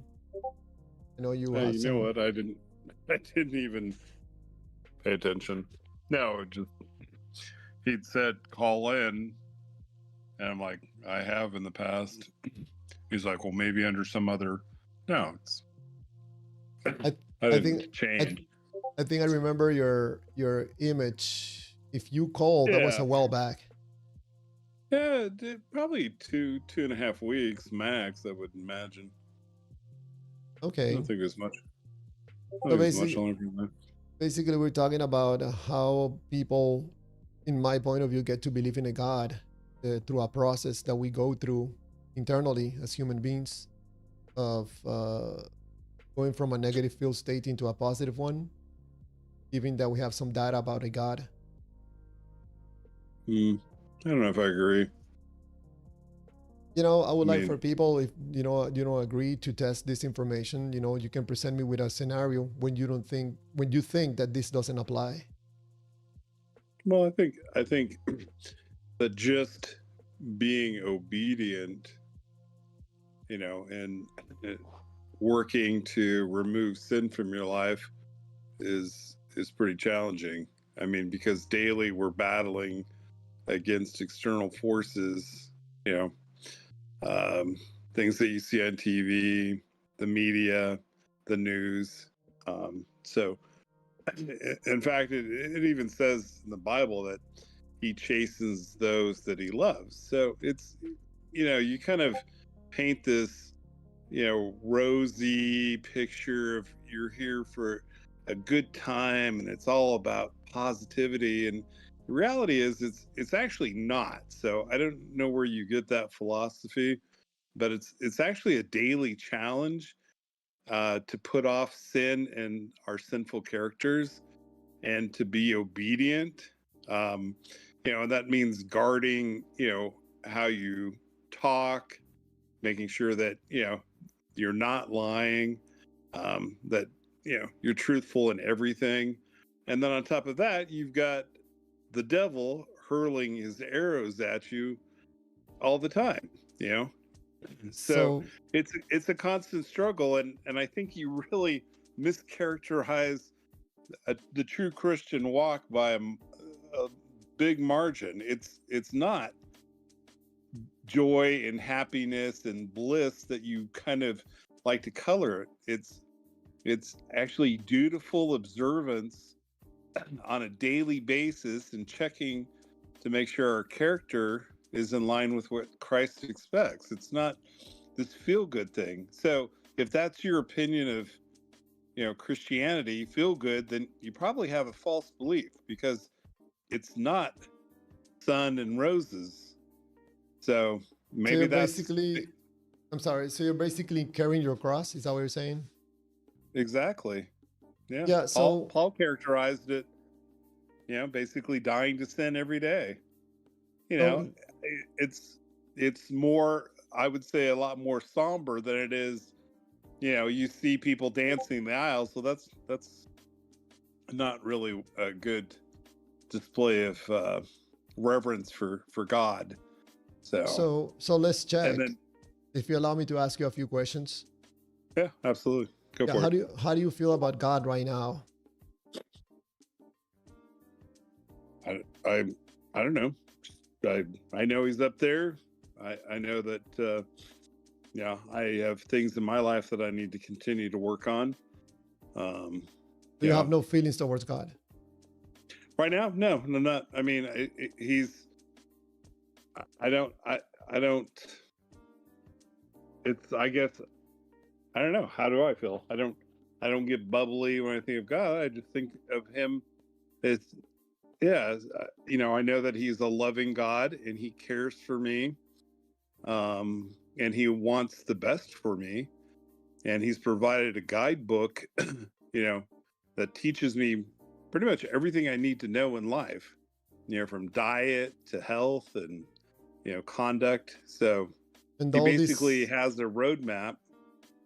all Go this ahead. love, all this love for you, you don't feel anything. Not really. I mean, I accept it. I don't. It's not bubbly, and I think that's just maturity. If you're a new Christian, you might have some of that emotion and bubbliness, and and but So I if you think don't as you feel if you don't feel anything, then what attracts you about God? um well, I absolutely, the more I study about him, his character, the Bible, I'm just absolutely more and more convinced every single day of uh the fact that scripture has to be inspired. There's no way that it could exist without a God inspiring those words. I mean, and then studying prophecy, comparing it to historical events. It's just, it's the more I say, it's like peeling an onion. I just keep revealing new truths every single day. You know, I ask the So, Holy Spirit to guide. so what attracts you about God? What attracts him? Well, I think what's important to me is to live right so that I can spend eternity with him. Oh, okay. So there's something that attracts you about God. You are interested in living forever. Yeah, absolutely. I mean, So if you with didn't him, believe in God and you didn't have God, you will not live forever, right? no, it says the wages of sin is death. Yeah. So Yep. will you be happy being dead forever? Oh, absolutely. If humans could even glimpse heaven for a few seconds, they they would, the world would be a different place. It is beyond comprehension. You can't even begin to imagine a city with streets of transparent gold, gates of pearl, Brahmins, but and you're telling me that my view is wrong. So I'm trying to understand where I'm wrong. But if every time I ask you a question, you're gonna tell me all these long answers about what you believe and how everything's gonna be, we're not gonna get anywhere. Probably in 2 hours, 3 hours. well, what's your question? I mean, I can try I to ask you, abbreviate it. I ask you, how do you feel about knowing that without God you have no eternal life? How does that make you feel? Would you be happy if you don't believe in God and you're gonna die? Does that make you happy? If I didn't, if I didn't have a personal relationship, I don't know that I would even care, because there's a lot of people out there that obviously don't have the same belief, so, and don't care. They're like, yep, live this life, accumulate as much crap as I can, and he who dies with the most toys wins. So it's a very hedonistic and very materialistic viewpoint. So being forever alive with God in God's love, does that make you Mhm. happy or not? When I get there, I'm not there yet. So you So have it's, no feelings whatsoever knowing well, that God is waiting for you after you die. there's absolutely no guarantee. All we can do is have the faith that he will be the author and finisher of our relationship with him. It's a daily walk. It's not this once saved always saved. So a lot of people today, it's the whole idea of salvation is like, well, you get yourself some fire insurance. If you take a Joel Osteen, at the end of his sermons, he's like, hey, if you said those words, we believe you got saved. He doesn't talk about all the other things that are involved in salvation. Yeah, but So, at the end, I think this is more simple than complicated. I think that uh-huh. if you die and you are rejected, you don't go to heaven, you go to hell. Someone knowing that right now will not make them happy. They will not be happy about it. I think that will create anxiousness and fear, and that's not a good feeling. For someone that Well, believes that God is real and loving and waiting for him or her at the end of the road, I think that at least will produce some kind of emotion in your system right now at this moment. I think that's the reason that motivates you to believe in God. no, I just want to be obedient. It's kind of like going to work. I don't get up in the morning and go woohoo. It's more of a responsibility, if that makes sense. So you don't think that Yeah. there's any emotions involved, no feelings whatsoever in your case with God? Nothing. I well, no, you can't say that. It's just that I think that you mischaracterize it. I think you think that the whole motivation is about feeling good, and it's It really is. not. It is 100%. No, and see, I totally disagree. I Yeah, couldn't but disagree with you more. yeah, but if I ask you questions, you're very careful with your answers. You're trying to avoid and trying to make it sound that you are some kind of robot that has no feelings. No, Yeah, no, I didn't say you I don't feel didn't have anything feelings. towards God. You haven't described a single feeling when it comes to God. No, I told you responsibility. I have a sense of So responsibility. for you, I'm sorry to interrupt you. Responsibility is a feeling since when? It's a duty, a sense of duty. Yeah, it's a duty. It's not a feeling. Yeah, well, yeah, I do. I So mean, I why are feel you trying to like I avoid want to answering my please questions him. about feelings? Okay, well, I feel like I want to please him. So pleasing God, how does that make you feel? How does that? See, you keep going back to this. You feel good. It's our duty. It's our responsibility for what he did for us. So you don't want me to talk So about the human? I wouldn't say, you're not gonna get me to say, oh, I'm all bubbly. No, it is part of. Yeah, we feel. I think grateful. Yeah. So you're basically I trying to would say- avoid talking about the human being doing the believing. You don't want to talk about that. Because that's your interpretation. That's not my It experience. is my interpretation that the one doing the believing is a human being. How? But how can you prove that I'm happy? I'm not you just proving it. wanna- I'm asking questions. Right, but you keep trying to pin that label on me that this walk with Christ is, bubbly and effervescent, And, Roman, and if I ask you how do you feel about God and you tell me responsibility, I think you're playing games. no, I'm not. Yes. And I think you're trying to shove words in my mouth that aren't there. No, Or- I understand that feelings is something that you feel. Since when responsibility is a feeling? So, my spouse knows me way better than you do. Would you Mhm. say I walk around bubbly? I'm not asking you if you go around walking bubbly. That was not my question. Do I feel good? Would you say I go around smiling and feeling good? No, I feel. To your relationship with God, you feel grateful. Yeah. You're grateful that Yeah. He- I'm- It's, okay, so yeah, we're getting somewhere now. Grateful. You feel grateful, right? Yeah, I appreciate the opportunity. Yes. So feeling grateful, is that a negative feeling or aspect of a feeling? No, No, it's a good one, right? no. Sure, Yeah, it's on I the can good accept that. the good spectrum of feelings, right? Feeling grateful. sure, Yeah. sure. We're moving somewhere now. Yeah. Yeah, so Well, you do have some motivation.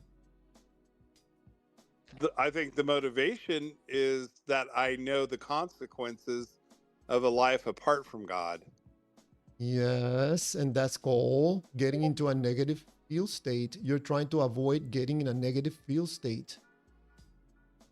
No. He doesn't agree with you either. Yeah, I know. You know why people don't agree with this, Ramos, and I tell you this very respectfully? Because when we start talking about you and your feelings, we start to understand why is the reason behind you believing in God. No, This is about you and not about a God. no, it's about facts. See, that's where you're wrong. I don't. what He's done for me, what God has done for me, it makes me humble, and it makes me want to please Him. It doesn't depress me. It doesn't upset me. It doesn't send me into this excitement. It's a humbling feeling when you think about what He has done for me. He died on the cross. If I was the only one on this earth, He would have given His life for me. And that is a humbling feeling, and it makes me Right. love Him all the more, and it makes me want to please Him and do what I can so that I don't cause Him pain. Well, and So- cheapen his sacrifice. So that humbleness and knowing that the most powerful and loving being in the universe gave his life for you, how does that make you feel, either good or bad? There's only two main feelings in humanity. I just told Oh, I you. think there's a whole range of emotions. No, they're all gonna be based on one of two main principal emotions. When This is I like think this is about this is like saying for that me, there's all types of different humble. electricities and polarities. No, there's only two. There's only positive and negative. That's it. They're I mean, I think different. you can group them into those camps. Sure. So So when how when would it you? when So when it what's somber? So how would you describe somber? Is that negative? Is that positive? what is somber? How do you spell Somber. that? SOMBER. Oh, like half asleep, half awake? Is that what you're saying? No, that's slumber. That's slumber. Somber. SOMBER. Let me look it up because I don't remember. Okay. Hold on. Yeah. Somber is an adjective describing a like- mood, tone, or physical environment that is dark, gloomy, or deeply. Yeah, this is negative. Well, that's one interpretation.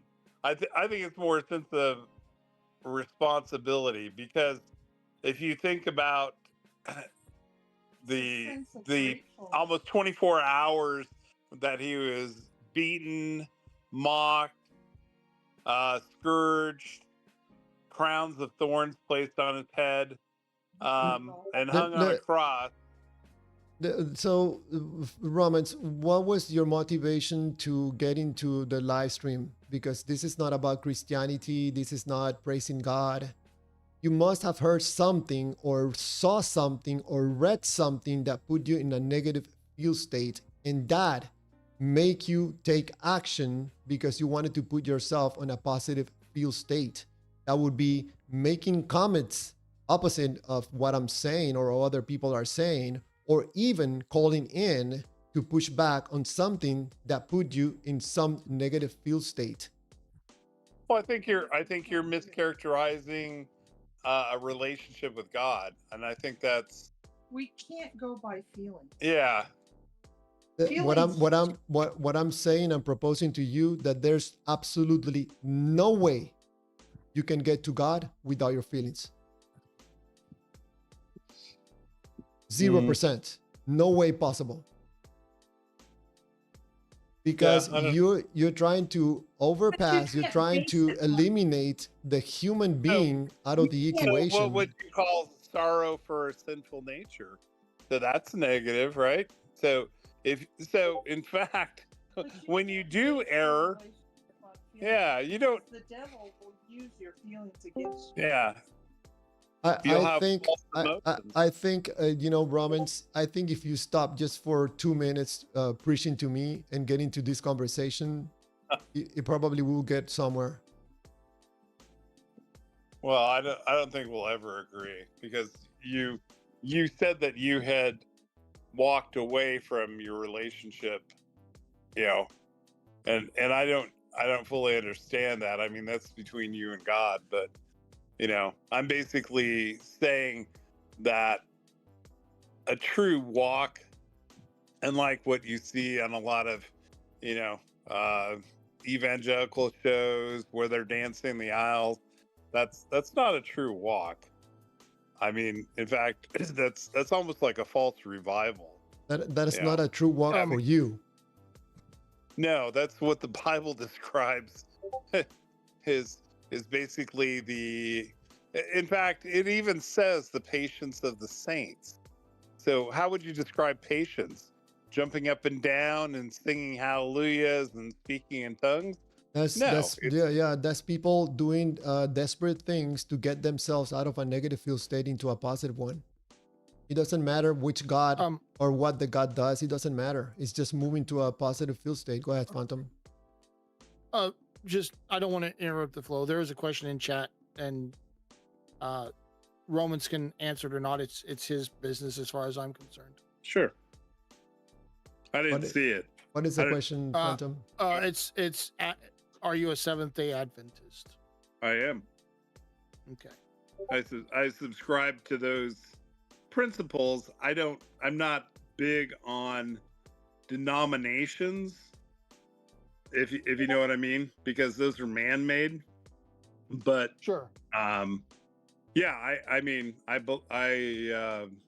adhere to the fourth commandment, unlike many out there that follow a false spurious day of worship called Sunday, which is the first day of the week if you look at the calendar. So yeah, so I follow the true Ten Commandments, not the ones that were instituted back around the 3rd century. Okay.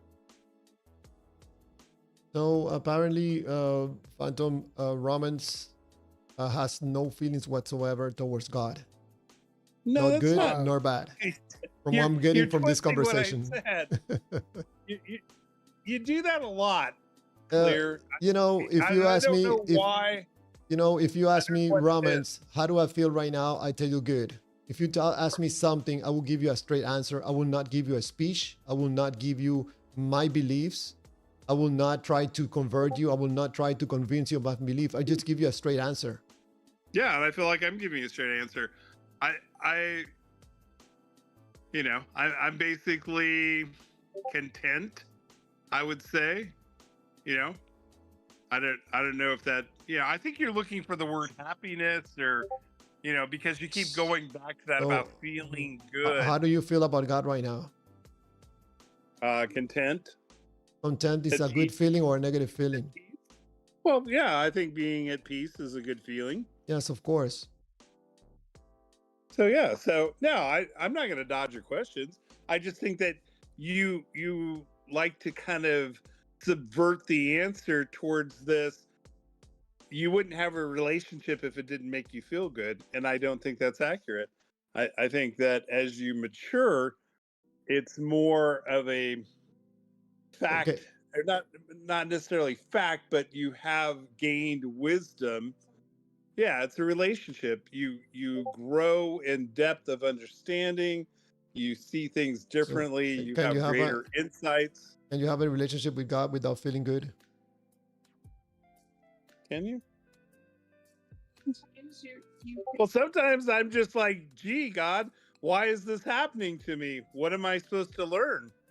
So, yeah. So, like I said, it's not all wine and roses, but you seem to think that you're in this constant state of feeling good. Otherwise, No, you I'm don't not have a saying that. relationship. I'm not saying that you're in this bubbly Okay. state all the time. I'm not saying that. I'm Okay. just saying that We daily agree. you go through this process when some days you find yourself in a negative state because you don't understand what God is doing in your life. But you're gonna go back to the word of God. You're gonna go back to those things that He have done to you, and you're gonna get yourself back to that positive state again in order to continue moving closer to the God, because this is not about a God. This is about your feelings. In my point of view, respectfully, I'm just sharing with Right. you my point of view. I'm not trying to convince you. Okay, Right. this Right. is how Yeah. I think. This is how I think. Not only what believers do, non-believers also do it with we do it as human beings with religion, politics. We do it with relationships. We do it with everything in life.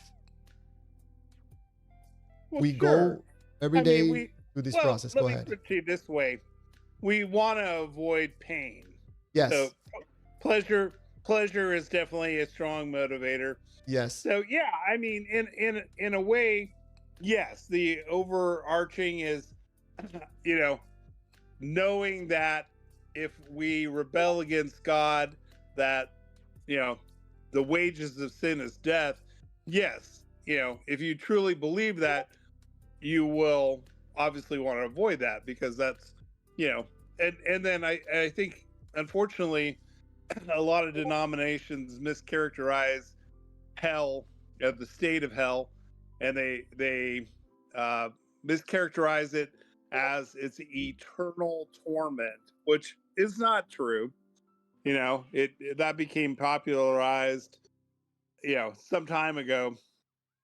So, But no, so the true nature of punishment is that all sin, all sinners, and the angels that rebelled against God will ultimately be destroyed forever.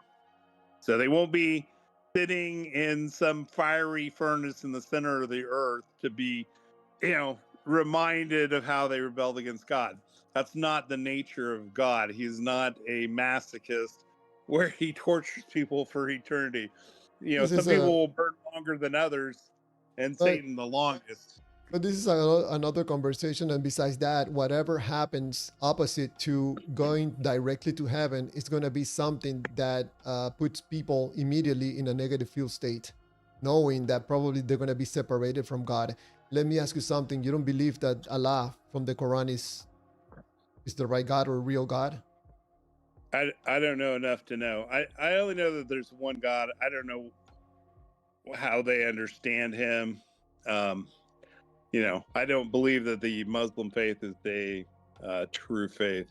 So, in fact, we know when we study Revelations, we know that the religion of Islam came out of the bottomless pit. So, it's the workings of Satan.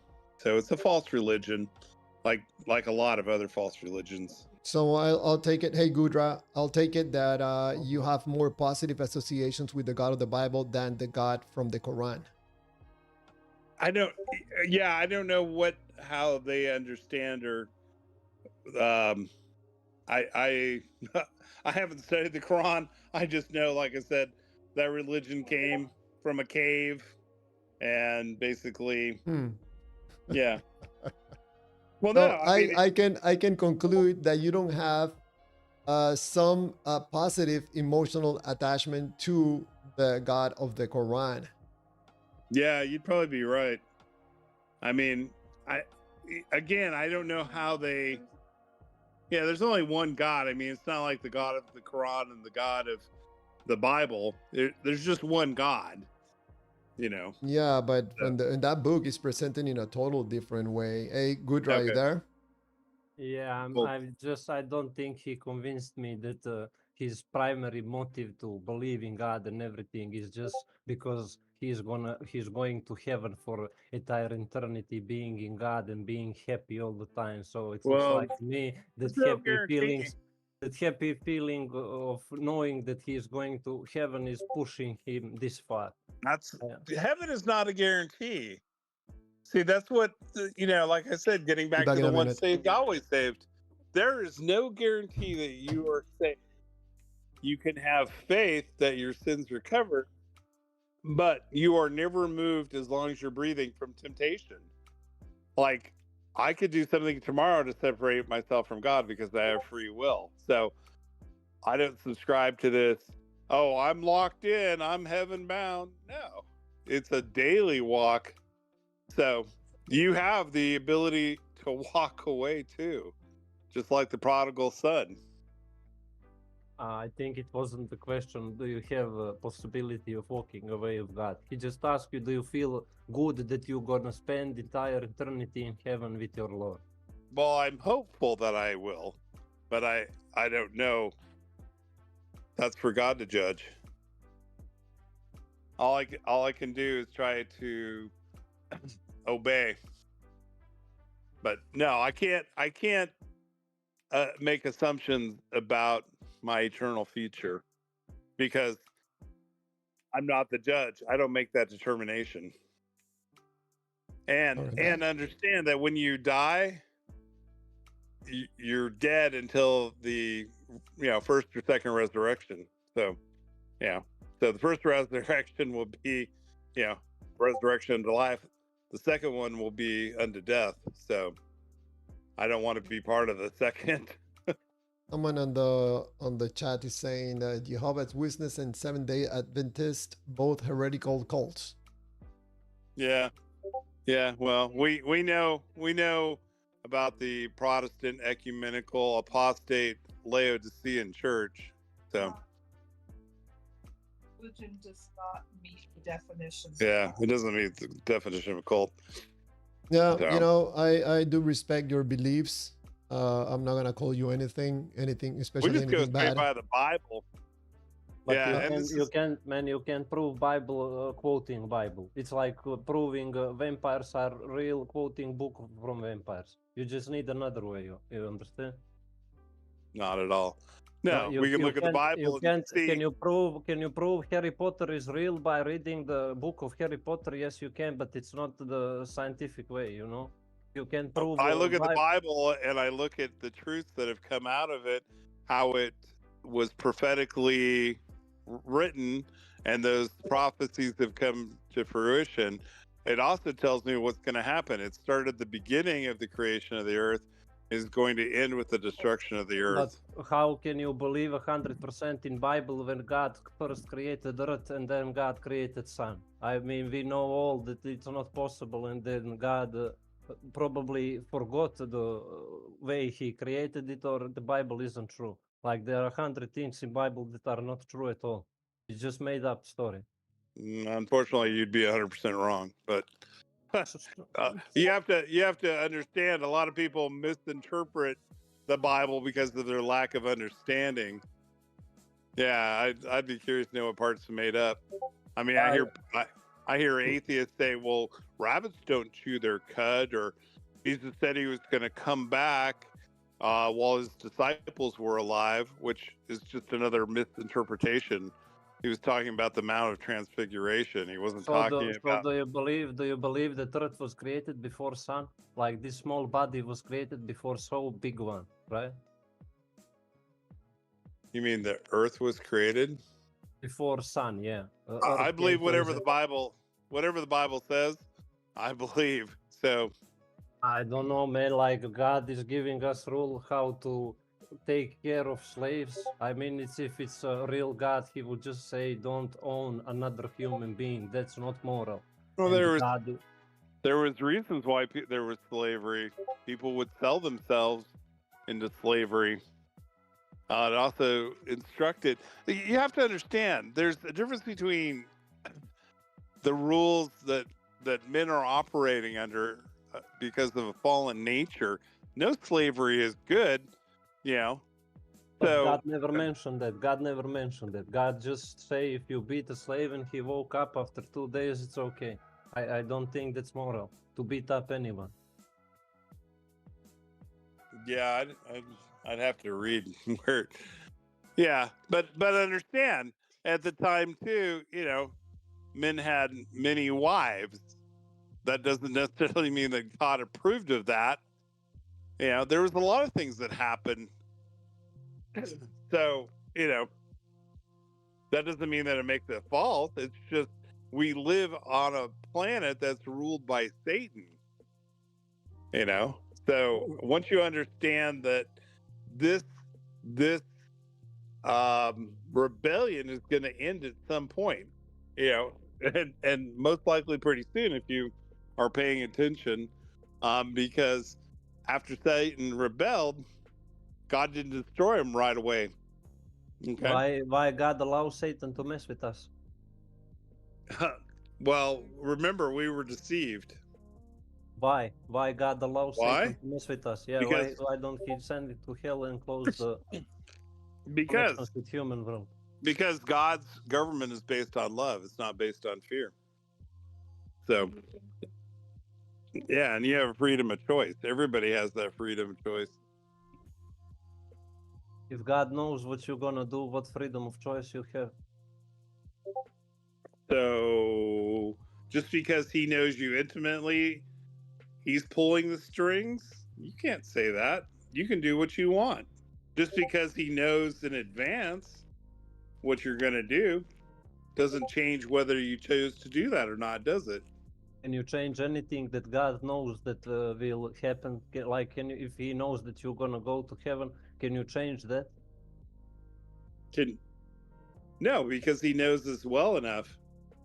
So, but you're the one like we don't have free will. But you're making the shots. You're calling the shots. Okay, He just knows what the outcome's going to be. So we can do anything to change the outcome, and that sounds to you like a free will, right? So is He forcing you to go to church? No, you could go to church. You could go out tomorrow and do some crime. Did He stop you? No. That's your free will. Just because He knows what's going to happen doesn't mean that you don't have free will. That's ludicrous. In heaven also there is no sin. Does it sound to you like there's no sin in heaven? So does it sound like to you there is a free will in heaven? If there is Yeah. no sin, Yeah, because we understand in heaven what the consequences are because we have witnessed what it did on this planet. So we're not going to have any desire to go down that path. And remember, there- we're not going to have, remember too, you're not going to have anybody in heaven to tempt you either. so Okay. how did Satan sin in heaven? It It's was impossible. pride. Had free will. He thought his government, he thought he knew he could run things better than God could. But you He's just like, said it's impossible. You just said it's impossible because there is no temptation in heaven. And Satan did the opposite of what you said. yeah, it was his pride. Remember, before Satan fell, there was no sin. So you should look at that account again. Because he wanted to put his throne above God's throne. He was like a covering cherub. He was the highest ranking angel. So, and perfect in his ways is basically, he was, it was his pride. He thought he could do things better. To me, it doesn't make sense, because if you are in presence of God and you know that He's all that He can do everything He wants, I don't think it's smart to rebel against Him. It doesn't make sense to me. No, in fact, and what's sad is he was such a cunning deceiver. He took a third of the angels with him. So, yeah, so he's that deceptive and that cunning. I mean, he's beyond genius. So that's why it's important for humans to be guarded at all times. You know. So this beliefs that you have, Romans, apparently, I don't know if it's a family member that is in the background, a lady. My wife. Yeah. Okay. This beliefs in God makes you guys more happy in your life? Absolutely. I don't know where I would be if it wasn't for God. He has brought me through so much and taken care of me and provided for me that I'm humbled when I think how much he cares for me and how much he loves me. I mean, every day he shows me that he's with me and he's got me back. How he show you every day that he is with you? When I look out and I see the sun, and when I see the rain, when I watch my dog, playing, I see him everywhere. Now, what about children that are starving to death?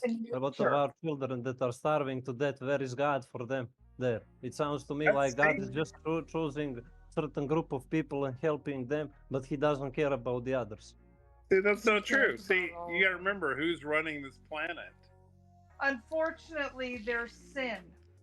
Yeah. Until sin is eradicated, you're going to have fires, you're going to have floods, you're going to have death, you're going to have evil and sin and nasty people.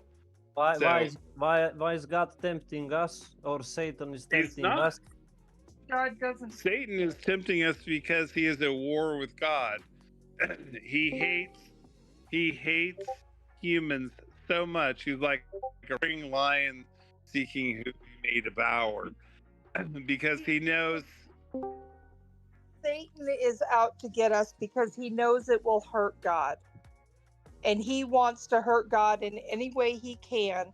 And the best way and the only way to truly hurt God is to destroy his creation.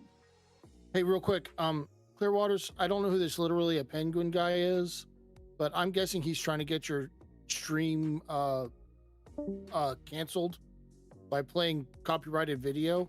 Luckily, you don't show your video on the stream, but I think that's what was going on. Okay, thank you for the heads up, Phantom. Appreciate it. Well, hey, it was nice chatting with you guys. And yeah, I know we don't disagree, but I think one thing that is the burden for me, you talk about happiness, is because I realize that there's a lot of people out there that need to know the truth, that are even genuine, sincere people, go to church every single week, but they really don't know, because the relationship. yeah, they It's all about relationship. But it Right. doesn't sound to me like it's the truth. It's your version of truth. Like you have zero scientific evidence of your God, but you are taking all of that as truth and scientific proof. all 100%. I have to do is look at the Bible and see where we are in the state of the world, and things are coming together exactly as the Bible foretold. So I think you should keep watching because we're winding down here.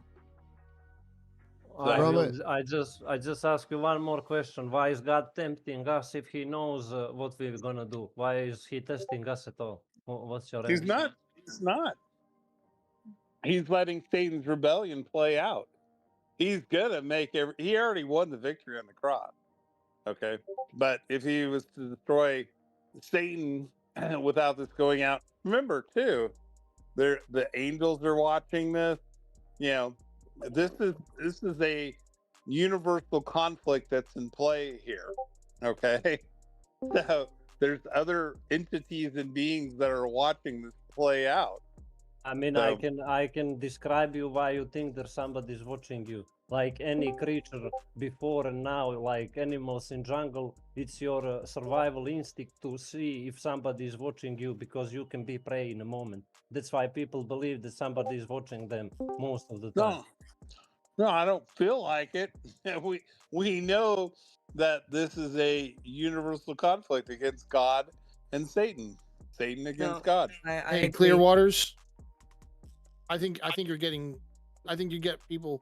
Somehow they got a link and they're trying to shut your stream down. So I think you might want to make Well, sure I'm gonna- anyone who comes in is muted. Oh my god, wait, that's so awful. Can't believe they do that. I noticed what's All right, going on. Clearwater. Hey, Thank have a you, blessed Romans. Clearwaters. Appreciate it. Thank you for participating, Yeah, Romans, I and always your enjoy wife. talking. Thank you very much. Appreciate it. Hey, You I are, enjoy I your love your stream. debates. Take care. Have a good evening. You too. Thank you. All right, take care. Bye. Israel. Okay. Yes, Lake, Python, Al, Sarah, you have any questions, anything that you would like to ask? Do you think Israel was involved in the tragic death of Charlie Kirk? American. All right. Yeah, Clearwaters. They're trying to Yeah. hijack your stream. Yeah. Yep. I'm just blocking them. Are people I think trolling you- I- PC? That's like not cool. Just blocking Um, them. Oops, sorry.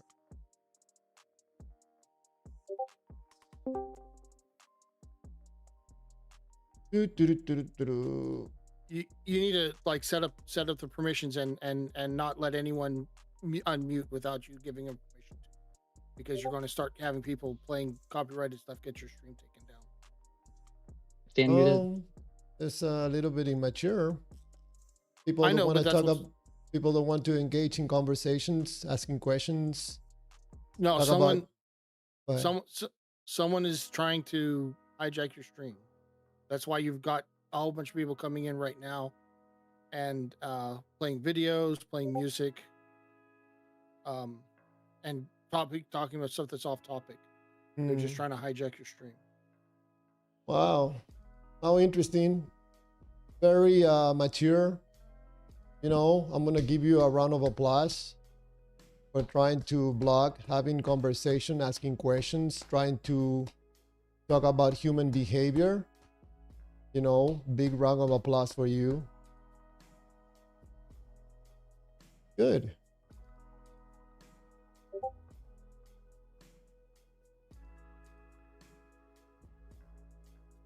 Let me take some note on some of these names. Hold on.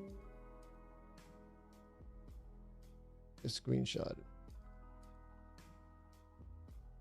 You can just look. I mean, one thing you can do is just go back and look and see who's joined in the last 20 minutes. and Can't do join so much a on little the bit discussion. digging. I'm not part of the other guys. Yeah. Well, you There. can. If I were, I'm not Clearwaters, but I would recommend that maybe you just come back tomorrow. Okay.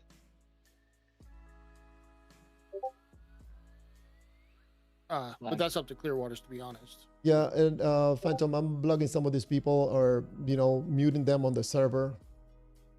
Okay. So Well, I'll go ahead and talk to Sarah.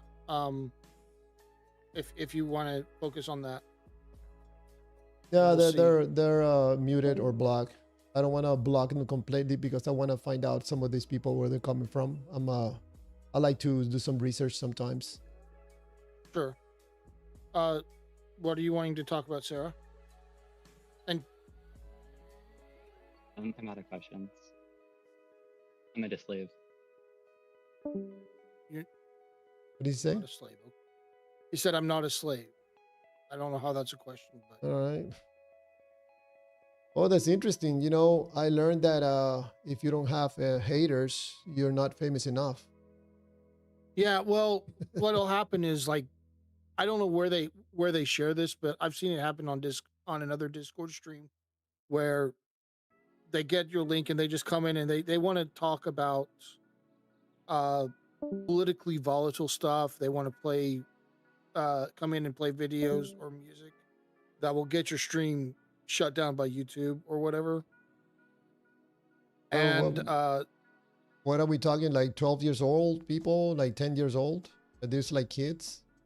I don't know, but one thing you can do about that, just so you can know, this is kind of an administrative deal, is you can set up your voice channel.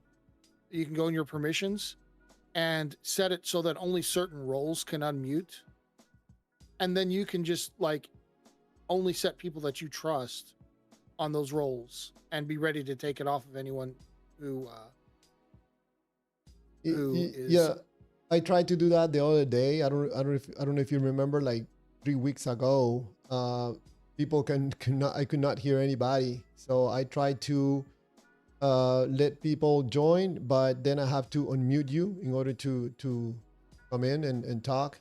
But then I block everything, so I have to do a little more research on this. Sure. To try to give the proper permissions. Go ahead. I can help you set it up. I've done it on other servers if you want me to. Yes, that'll be highly appreciated. Yes. Okay. You'll have to give me some admin rights. You can take them away once I got it set up if you want, but you'll have to give me some admin rights to set up your channel permissions. All right, if you don't mind, after we end up the live stream here, we'll just finish in here in a few minutes. We'll do that. Okay. That was interesting. I mean, yeah, obviously, some people don't like questions. Don't like conversations. That's interesting. I took a screenshot of some of these people. I want to do a little research where they're coming from. Yeah, I don't know that you can find that out. I don't know where they shared that stuff, but when you get a whole bunch of people coming in all at once, it's some kind of raid where a bunch of people are just coming in to Yeah, I don't true. know. Just like 5-6 people joined in one moment. Yeah. Yeah. I'm reading some of the messages. These seems to be kids, Yeah, I mean, I think they just do it for fun. They're not trying to. They're not. I don't think they're targeting you specifically. They found this link and they're like, "Hey, here's another server live stream we can go." Yeah. I can read by the messages that most likely these are kids, and they're just whatever. That's cool. Well, that was an interesting conversation with Romans and his wife. Mm-hmm. I think that Diva Don't Play was not in agreement with his beliefs or his way of believing in the same God. Apparently, you can also be divided as a believer, different religions. Oh yeah. The Christianity fractures, and there's not one Christian sect that some other Christian sect doesn't say that Christian sect is going to hell. All right. I'm gonna shut down this live stream if you don't mind, Phantom. If you can just hang in there for a few minutes. Sure. Yeah, I said I was gonna end up the live stream like 3 hours. It's been 4 hours and 15 minutes. Yeah, I noticed that. Yeah. But sometimes when we're having interesting conversations, I take a little bit longer. But anyways, let's shut it down. So I'm gonna thank everybody. Thank you, Gudra, Phantom X, and Romans, and everybody that participated in the Discord and also on the live stream chats. Everybody, thank you so much. We're ending here right now, and then we'll be coming back tomorrow night with another interesting topic about humanity, human behavior, and probably in relation to believe in gods. So have a good night and see you again tomorrow. Yeah.